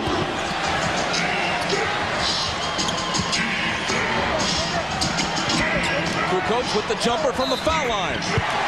Plus the foul. See, now what this also does is this makes either Rik Smits guard Dennis Rodman or Tony Kukoc. If he's going to guard Kukoc, Kukoc out on the perimeter will do this all day. You saw Antonio Davis tried to help him out, but it was too late. So this small lineup, if Kukoc can front the post and take the ball out of Smits' hands, will be very effective. See, in fronting the post with Kukoc, Smits has to get in deeper, Doug. So when Kukoc does front him, he'll be closer to the rim for the lob. Jackson looking for help. The foul on Antonio Davis a moment ago was his first. Jackson gets it back from Smits and lays it in.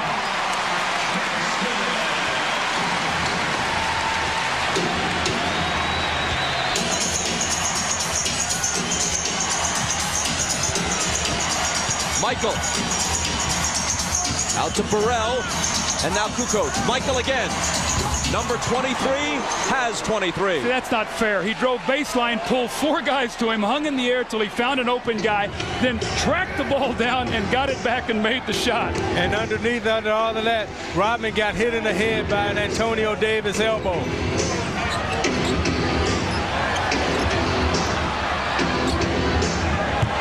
Smits poked away by Kukoc, and Tony fouled him.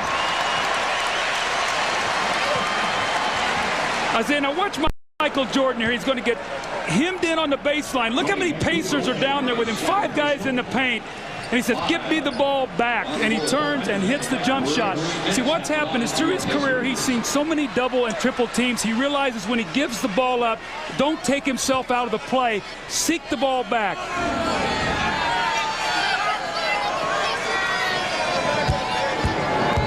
See, Kukoc is using his foot speed, and what Smits has to do when he gets it underneath, he's got to be patient and hold it. He can't go right away, and he's got to let Kukoc settle down. Be a little bit more patient in the post like Michael Jordan is or Karl Malone. Whenever you have a smaller guy guarding you, take your time down there. Smits has 21.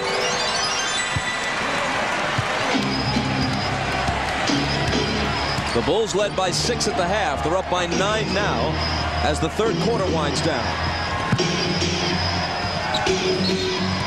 Jalen Rose fouled Michael Jordan. That's 1 on Rose. But will send Michael to the line as the Pacers are in the penalty.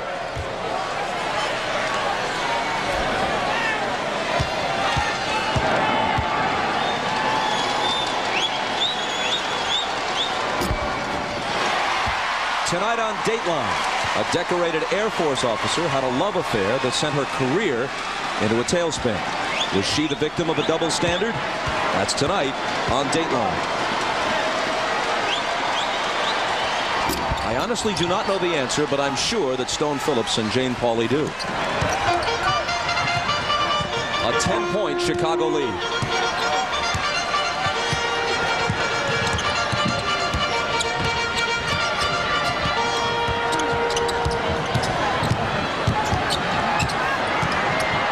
Smits, the hook.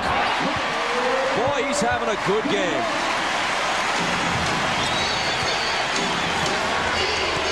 23 for Rik Smits. This is a big possession right here. If Michael can hit this shot, it'll put him up 10. If the Pacers can hold, it will give them a nice little lift to start the fourth period. Michael fires. In and out. And there's the horn.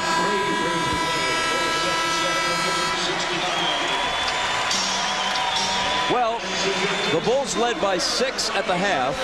They lead by 8 now, but it would have been a whole lot worse for Indiana without Rik Smits.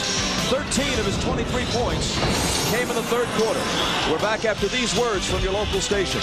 You're watching the NBA on NBC.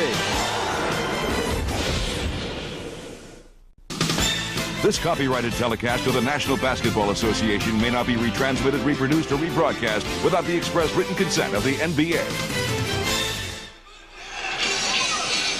Rik Smits having an excellent ball game for the Indiana Pacers. You see he's 9 of 14 with 23 points and doing it a lot of different ways. The step out in the open jump shot. The follow-up on the offensive backboard. The little jump shot from about 17 feet, and then the slip of the screen and the jump hook over Scottie Pippen. Now this is excellent, what Rik Smits has been able to do. But Jalen Rose and Chris Mullin are combined 2 for 12 today. Travis Best in the ball game for Mark Jackson. Let's see if he can provide some speed and quickness for a big fourth quarter finish. As the fourth quarter begins, Jordan is on the bench for Chicago and Smits on the bench for the Pacers. Antonio Davis with the left hand. And Steve Kerr has returned despite the tender thigh.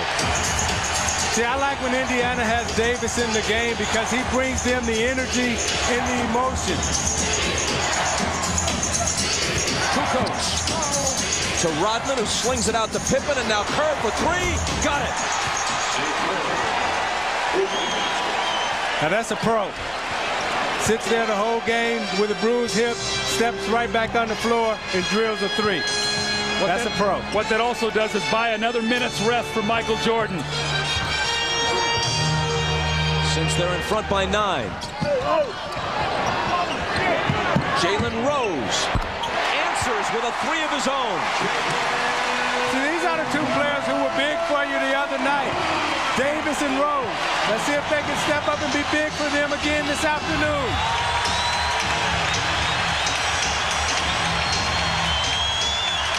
Burrell. Rebound Rose.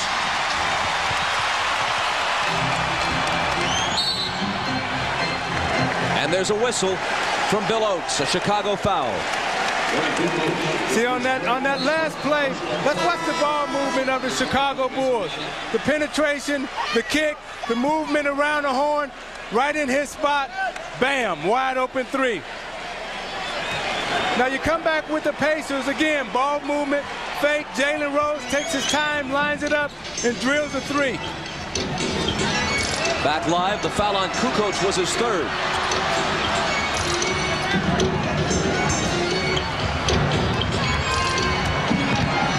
See, Mullin is back in the game for Reggie Miller because Reggie's having a hard time.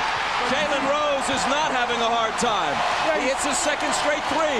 Bob, you see what's happening right now is Jalen Rose and Antonio Davis is stepping up. Jalen Rose knocked Tony Kukoc down, then drove the lane. That's applying the toughness right now for the Pacers. Kukoc is all alone, though, and that quiets the crowd just a bit. Championship experience. You keep your poise. The emotional surge on Jalen Rose's shooting. Kukoc and Kerr have both answered. 4 3-pointers in the last minute or so. Mullin inside of Burrell. No basket. He hit him before the shot. It's Chicago by 6.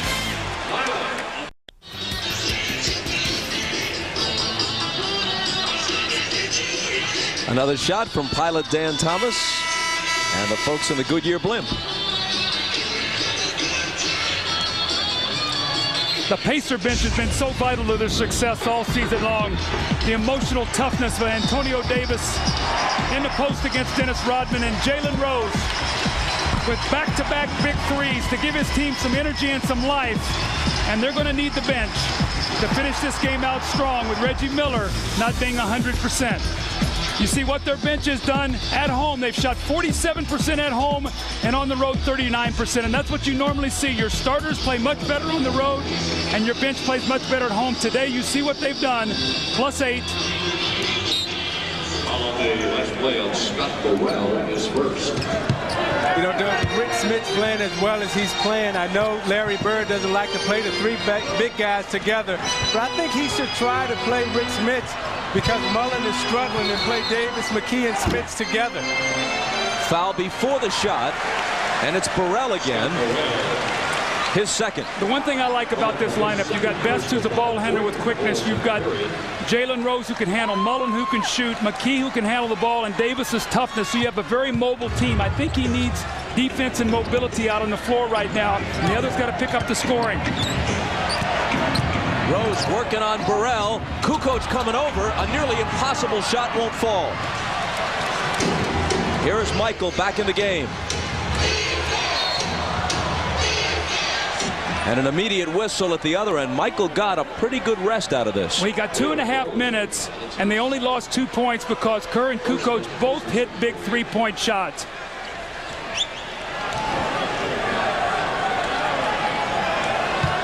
Jalen Rose and Scott Burrell are having a little battle of their own. But Jalen Rose will compete. That's why I love him as a basketball player. You see him defending Jordan. He's not backing away. He respects him, but he's going to compete against him. You're not going to get anything free on Jalen Rose. Michael Jordan hit with the offensive foul. That's his fourth. So you look at Jalen Rose, and he's not backing down. He's not conceding from Jordan. You watch him guarding him. He's going to take the shot. You know, out of the Fab Five at Michigan, you talk about Juwan Howard and Chris Webber, but this guy has a chance to be the true star. McKee won't fall. Burrell has it. Got to go strong and finish that shot. No flippers now. Either get to the line or finish.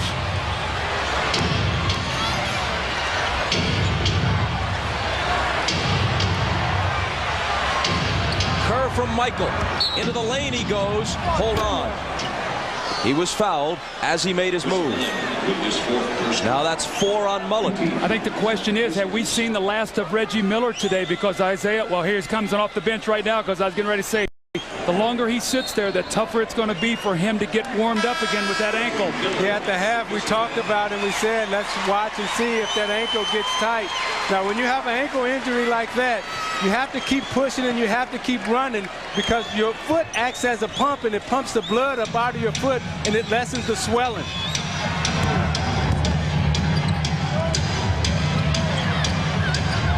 Michael, fade away. Got it. Just a blink of the eye between the time he caught it, made the move, and released it. His ability to fade back and create distance. His shot is almost impossible to block unless you come from behind. Pacers trail by 8. Davis spins on Rodman. Out of bounds to the Pacers, no foul. See, they have no post play right now, Doug. Although Antonio Davis is good in the post, he's being guarded by Dennis Rodman.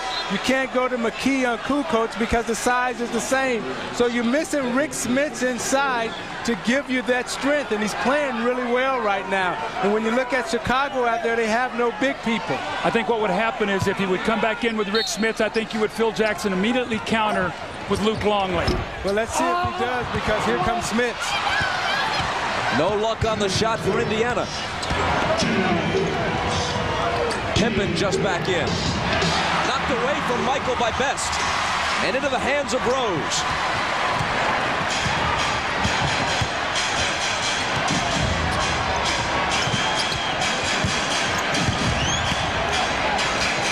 Travis Best is open, but misses the 3. And Rodman is there to one-hand the rebound.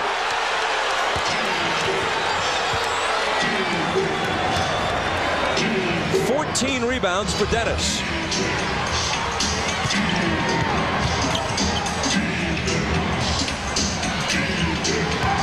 Michael, there was contact and Rose raises his hand. 3 on Jalen. Chicago by 8. Just under 7 minutes left. Now you see Michael Jordan has 26 points, got off to a slow shooting start, but the battle that he and Jalen Rose is going through right now, you see Jordan backing him down. Jalen is not going to concede. He's a tough competitor. Jordan shoots him with an elbow. Jalen says, okay, next time you try to go around me, there's one for you. Now here's the elbow again from Michael, and the retaliation to come from Rose. As he goes up, he shoots him with one real quick. Jalen shoots him with one back. That's basketball. That's two tough competitors. I think Michael Jordan right now respects Jalen Rose. You saw Michael with the 4 fouls. The last time Michael Jordan fouled out of a game was November of 1991 against the Supersonics. And there it is. Folks in the truck all over it. Little miscommunication that time between Michael Jordan and Luke Longley. Luke stepped up to set a screen, and Michael tried to pass him the ball at the pinch post. Michael said, my fault, Luke. Now, I think this is a good matchup for the Pacers because Rik Smits comes back on the floor, who's a better offensive player, playing against Longley. And they immediately go to him, the basket, +1. You got to keep him on the floor because what it does, Doug, as you said, Phil Jackson now will come back with Luke Longley, which takes Tony Kukoc off the floor, who's a better offensive player, and you need to score right now. You see Smits backs him down and uses his size to go over him with the J.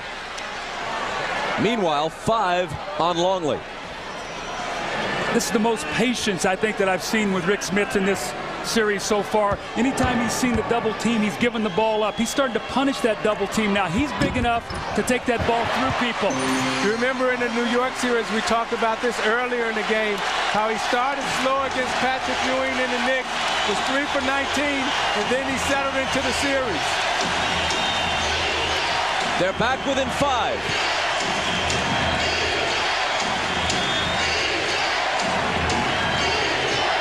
McKee on Jordan. Jumper over him. Spins out. Reggie Miller has it. Pacers looking to make a move. Best pulls up and hits.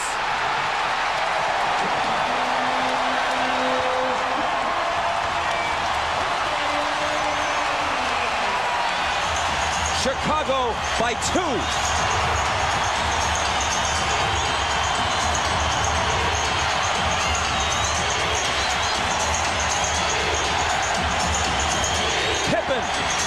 No!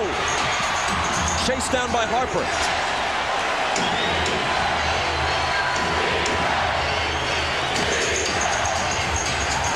The mismatch, Pippen on Best. They spot it, and he scores over the top of him.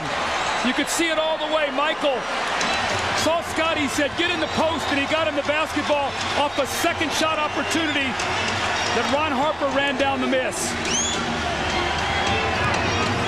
Best around a Davis screen. Kicks it to McKee, and now Smits. He feels it, but not this time. Not many guys 7'4" have a touch so soft and confidence in a jumper from that kind of range. Bob, I think what would be important to watch right here to see if in these last 5 minutes can Scottie Pippen and Michael Jordan sustain their energy. Because they played a lot of minutes. You see that turnover right there may be a sign of fatigue. Jordan lost it. There was a little bit of contact. The officials let it go. That's Michael Jordan's 6th turnover today.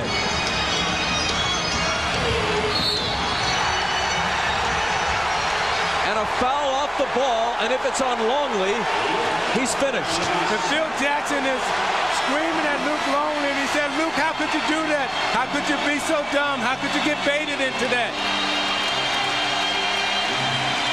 Now you watch this. He's battling Smits. He's battling Smits. He's so conscious of Reggie Miller. He gives him a shove. Running on there. Back official catches it. And Phil Jackson responds and said, Luke, what are you thinking about? Nothing to say to Longley now, but good day, mate. Well, now Phil Jackson's got to make a decision. If I come back in with Kukoc, I've got a smaller, more offensive-minded team. Bill Winnington has struggled trying to play him. So who is Phil Jackson going to go to? I think you might see Dennis Rodman on him now down the stretch of this game in the last 4:45 as Kukoc comes back into the game. Then what we'll see is a replay of Game 3 where Antonio Davis totally dominated Tony Kukoc inside. And it'll be interesting to see if Travis Best can read the mismatches. Does he decide to exploit Smits or Davis? That was the 15th foul, so the Pacers are shooting. The Pacers have only committed 3. Remember how critical fouls were. The Bulls missed 4 of 8 free throws in that furious finish the other day.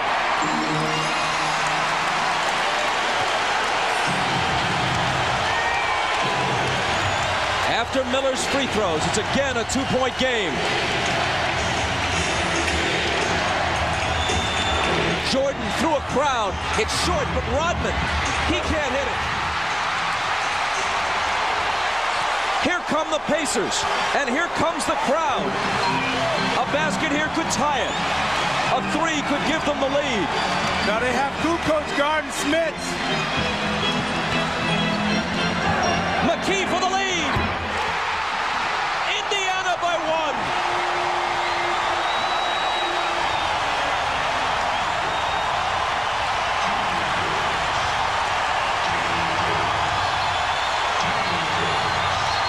Pippen, there's a whistle. No one could hear it. The crowd is so loud. Phil Jackson wanted a timeout. Scotty took the ball down the floor and didn't see it and used some clock, so they only have 15 seconds as they come out of this timeout. Indiana's on an 11-2 run. There's the last piece of it. McKee's 3, which gives them the lead. You're watching the NBA on NBC. The Chicago Bulls. Michael Jordan and company continue their quest for title number 6.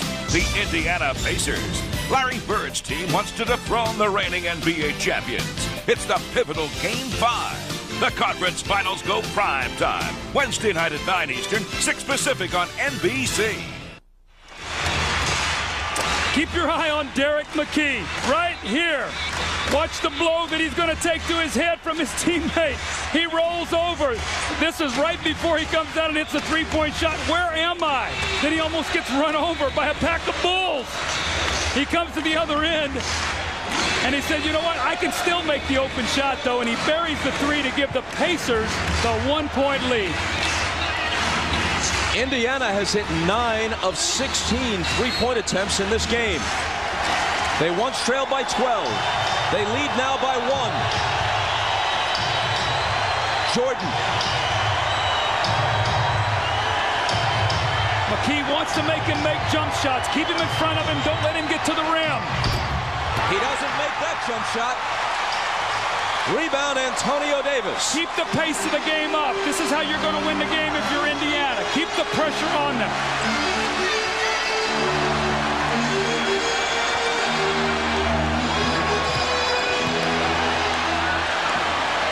Five on the shot clock.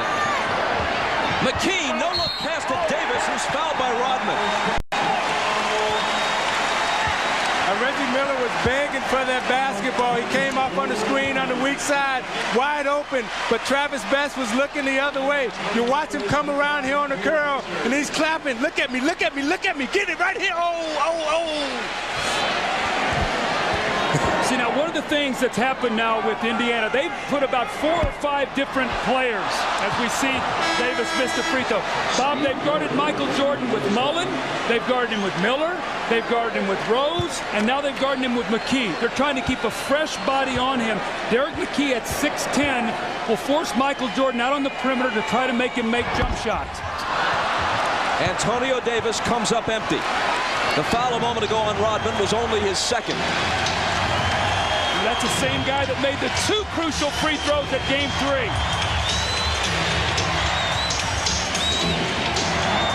Scottie Pippen just Jordan. Hold on, a foul. Pippen just gave Reggie Miller an elbow right to the head. He was trying to post him up. Miller stuck his head in there, and Scottie Pippen shot him right with the elbow on top of it. You watch Pippen posting up here, and Miller stick his head in, bam. Oh, my. As he rubs it. Foul on McKee, his second. The Pacers are one foul away from being in the penalty. The Bulls are already there with 3:01 on the clock. Now Steve Kerr being back in the game. Pippen to Kukoc. Tony Kukoc has been huge at various times in this game. See, they have the best offensive scorers in the game in Kukoc, Pippen, Jordan, and Kerr, because Chicago understands right now that they got to keep scoring. Now they've come back with Steve Kerr to play best. He hurt them with screen roll and penetration in Game 3. They've got Harper out of the game because Kerr's a better shooter. I think you got to put it right back in Smits' hands against Kukoc. Best had a different idea. That's that screen roll play that hurt them that we showed at the top of the game in our Showtime feature. Kerr just does not have the quickness, but they need his shooting. The 10th Indiana three-pointer of Game 4. They lead it by 2. Pippen has it poked away. Out of bounds 2. Indiana.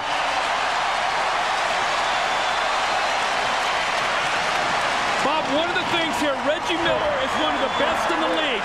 If he catches the ball off the screen and he knows you're in the penalty, he will throw his body in you. Let's see if he tries to do that to Michael Jordan.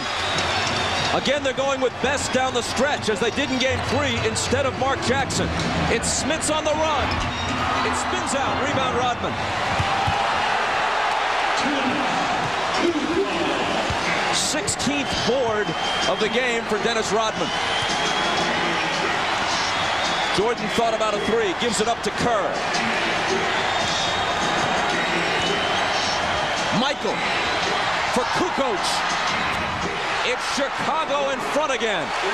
Tony Davis twice. He's a big guy who's not used to playing guys that can shoot the ball out there. And he gave Kukoc 2 good looks, and he buried them both. Indiana asked for time. Kukoc has 18. He's hit 8 of 10 from the floor. It's the Bulls by a point with 1:35 left. Moments ago, Phil Jackson all over Hugh Evans, contending that Travis Best's foot was on the line and the three-pointer should actually have been a 2-point basket. We'll get a look at it, and we'll show you Travis Best's foot right here on the line. And we can even get a better look. I think we'll be able to see it from a different angle here, but his foot right there, just his toe barely on the line, and we see it right there, and that should be a 2-point shot. You know, and if you're an official and you're watching that and you have to look at it real quick, you're looking at Travis Best with black shoes on, and you got the black line, it's kind of hard for you to take a quick look and decide which is which. Trailing by 1, the Pacers put it in play. They have Michael Jordan on Best to take away the penetration.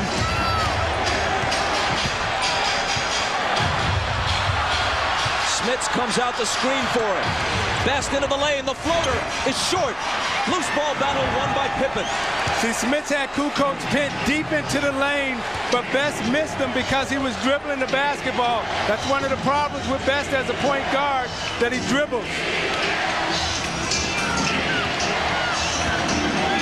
Jordan against McKee. 4 seconds on the shot clock.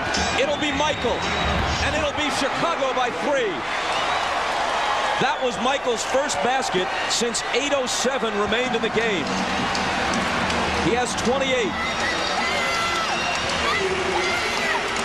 Indiana season riding this last 40 seconds. Best dribbling the ball too much again. You see Smits flashed again, that time wide open. But Best took it to the hole and banked it in. With 33.5 on the clock, it's a 1-point game. Timeout Chicago. They now have 2 remaining plus a 20. Indiana has 2 timeouts left. Michael Jordan squares himself up, and he uses his dribble to get his rhythm. Drives it to the point, raises up and makes the jump shot to put his team up 3. But Travis Best, composure off the bench. He's got Michael Jordan. He splits the defense. He goes by Kukoc. The high arcing shot off the glass, and we got us a 1-point game.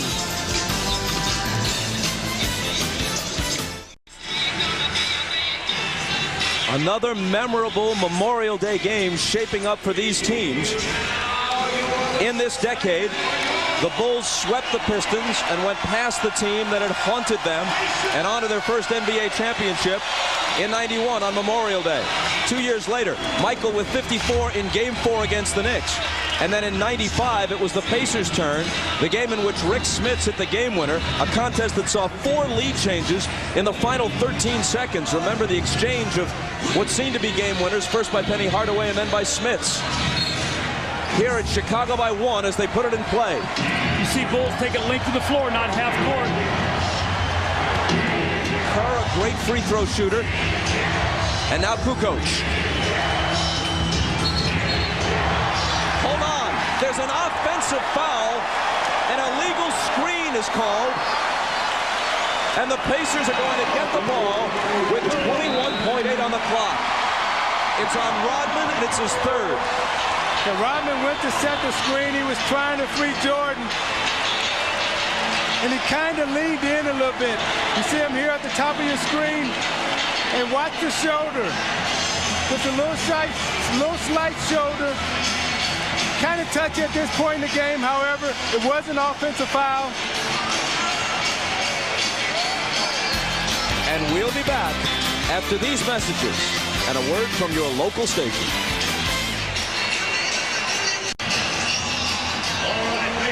Dennis Rodman is going to get called on the offensive foul. They're going to run a staggered double screen. It's Kerr sets the first one. Michael's going to come off. Now watch Rodman's left shoulder. He is on the move and he hits Derek McKee. That's a good call because he threw his left shoulder out and created the contact. Now Phil Jackson obviously doesn't like it. He feels like he's gotten 2 tough calls here. One on the 3-point shot, this one on the moving foul. Now can Indiana take advantage?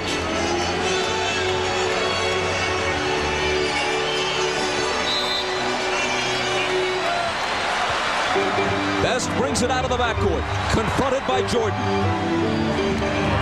Reggie Miller, Harper on him. Reggie on the move, finds Best, deals it out to McKee. And it's knocked out of bounds by Jordan, who comes over to get a piece of it with 6.4 on the clock. Now Indiana runs a great set play here to free up Reggie Miller. Rodman or Kukoc must switch this, or Pippen, and then watch McKee, the inbounder, stepping back in. Indiana has a timeout. They elect not to use it. McKee looking. Gets it in for Miller, batted away, grabbed by Pippen, and they have to foul him. Harper and Reggie Miller. This has been brewing since Game 3. When Harper fouled Miller hard late in the game. Right in front of the Chicago bench.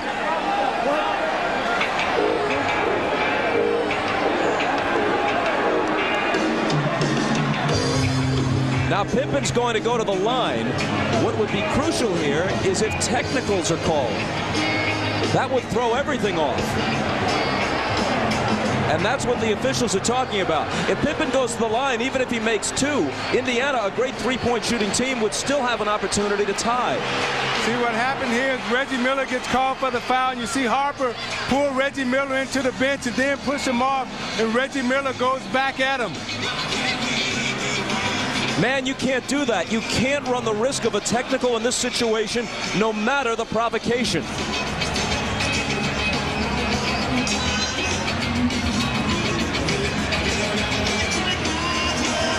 The officials may have decided, we haven't seen an indication yet, they may have decided that they don't want this game and the possibility of a trip to the NBA Finals to be decided by a technical foul shot. Well, you got Hugh Evans right there who's explaining it. He's been in these situations before, and he knows how to handle this type of situation. It's very emotional right now for the players. He's been there, so he's going to make the right call. He's going to settle everybody down, walk them to the free throw line, and the players will decide the game, not the officials, and that's the way it should be. Scottie Pippen has had a great game. 12 points, 10 assists, 7 rebounds, and a pair of steals. But he's only 2 of 5 from the foul line. And on Saturday, he was only 3 of 7. Derek McKee walks over and whispers something into his ear. Remember last year in the finals when Pippen walked up to Karl Malone as he prepared to shoot crucial free throws and whispered, "The mailman doesn't deliver on Sunday."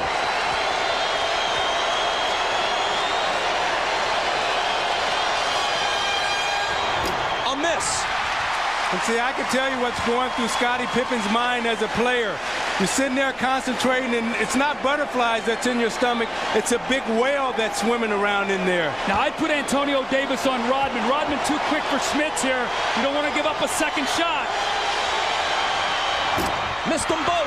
Loose ball, out of bounds. Who's got it? Jump ball. Now Hugh Evans says, wait a minute. He motions Ronnie Nunn over and may overrule him, and he does. He overrules him and gives the ball to Indiana with 2.9 seconds. And Larry Bird uses his last timeout.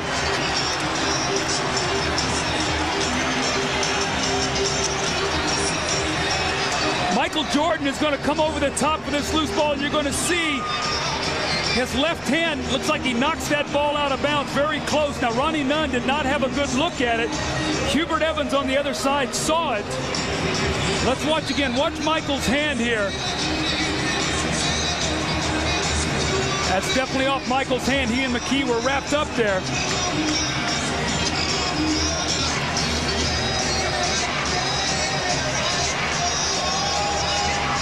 Whoa, that's close. Man, that is really close. You know, we have the option to sit here and watch it from about 3 different replays. Now, Indiana's getting their 3rd chance here to try to win this game.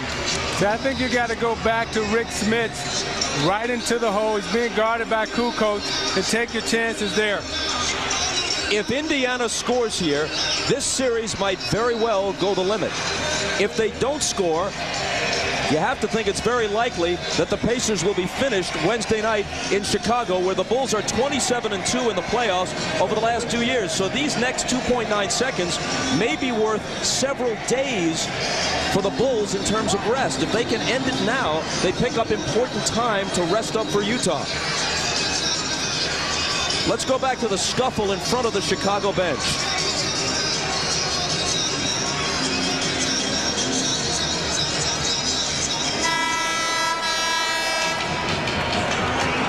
Let's see if someone moves off the Indiana bench.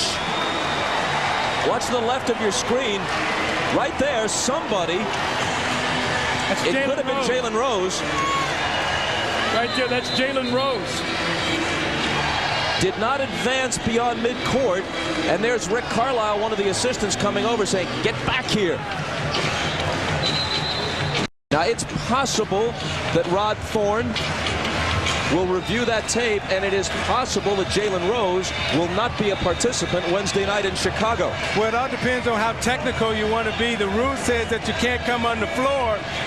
He did not necessarily cross the line. He went up the sideline. So we'll see. You look at Rod Thorne there on the left and David Stern with the yellow tie on. We'll see how they rule. Indiana, no timeouts left. They've got to get the ball in. 2.9 seconds. And a delay of game warning on Chicago. They just wanted to get a look at Indiana's setup.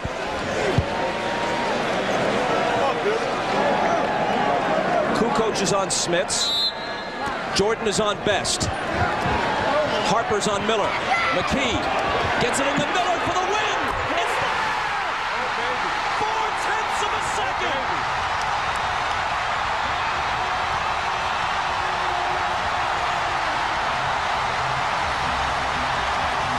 Yeah, you can dance, Reggie. One of the greatest clutch playoff performers of his generation has apparently done it again.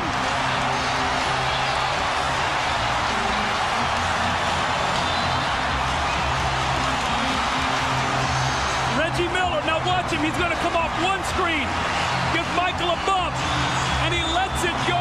What a killer shot by Reggie Miller. And Doug, I know exactly how he feels. You're coming off that screen, you catch it, you square up, and you let it go.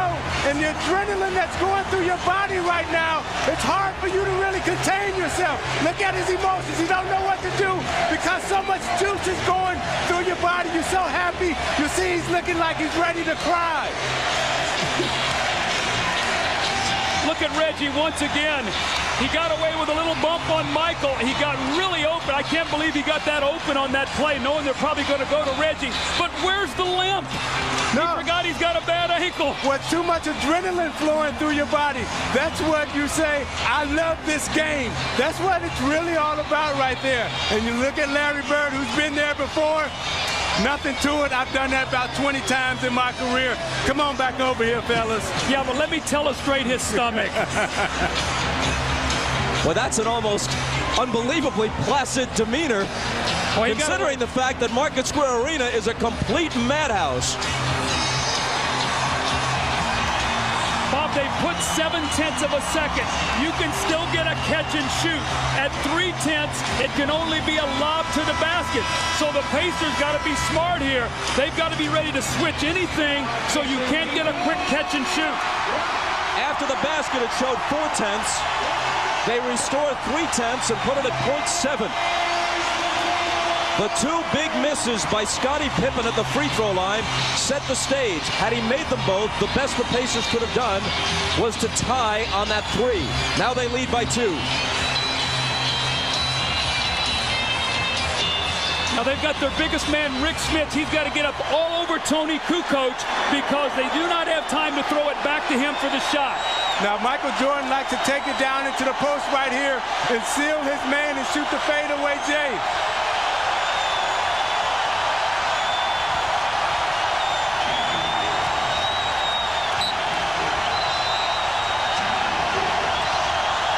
Kukoc to Michael at the buzzer.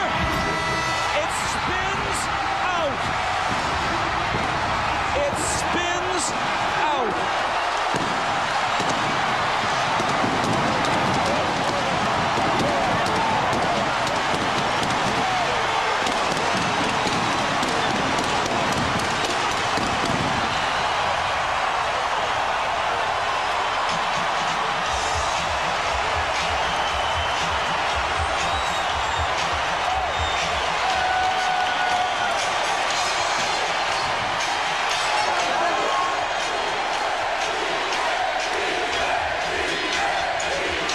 Now you look at Jordan as he comes off the screen, and the double pump off the glass just rims in and out. It goes right in the hole.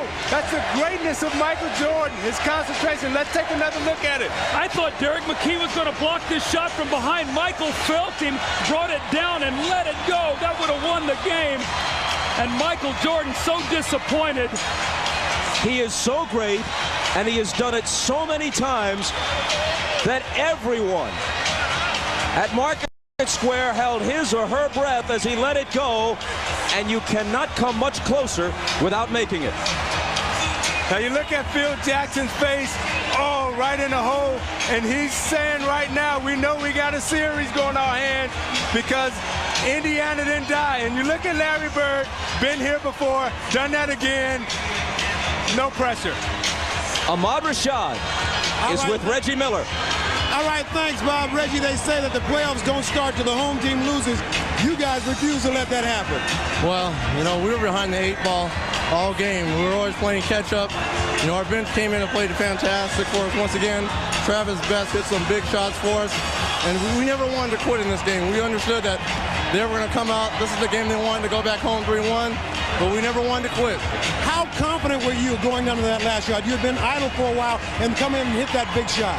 Well, as long as I can get my feet set and have a shot to look at the bucket, I'm always going to give myself a chance. I saw that Michael was trailing a little bit, yelling at me, but I stayed focused and focused on the rim and my rhythm, and the rest is history. So much fight in this team. You guys kept getting down. Every time they'd make a run, you guys would come right back and stayed in the game with a chance to win it. Hey, we wouldn't have the second best record in the East if this team quit. You know, there's been times when we've been down 15, 20 points, and we always seem to find a way to win the ball game.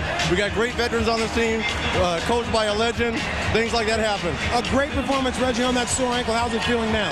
I'm done. I really shouldn't have been out here playing, but I really just wanted to play half the game and try to give the guys a lift, but Coach just left me out there. Why, I don't know, but I'm glad he did. I think the reason was that last shot, which you nailed, Reg. Thank you. All right, congratulations to you. We'll see you in Chicago. All right. All right. Back to you, Bob. Well, Ahmad, we know for sure that we'll play at least 6 in this series. We'll see you at 9 Eastern, 8 Central from Chicago on Wednesday for Game 5. We'll be back here on Friday at Market Square for Game 6, and quite possibly in Chicago again for a 7th and deciding game for a trip to the NBA Finals. Meanwhile, the Utah Jazz sit and wait and rest while these two battle it out. Tonight on NBC, it's Dateline. A decorated Air Force officer had a love affair that sent her career into a tailspin. Was she the victim of a double standard? That's tonight on NBC. Wow, what a game at Market Square Arena. Another Memorial Day classic for Isaiah Thomas, Doug Collins, and Ahmad Rashad. I'm Bob Costas, and you've been watching the NBA on NBC.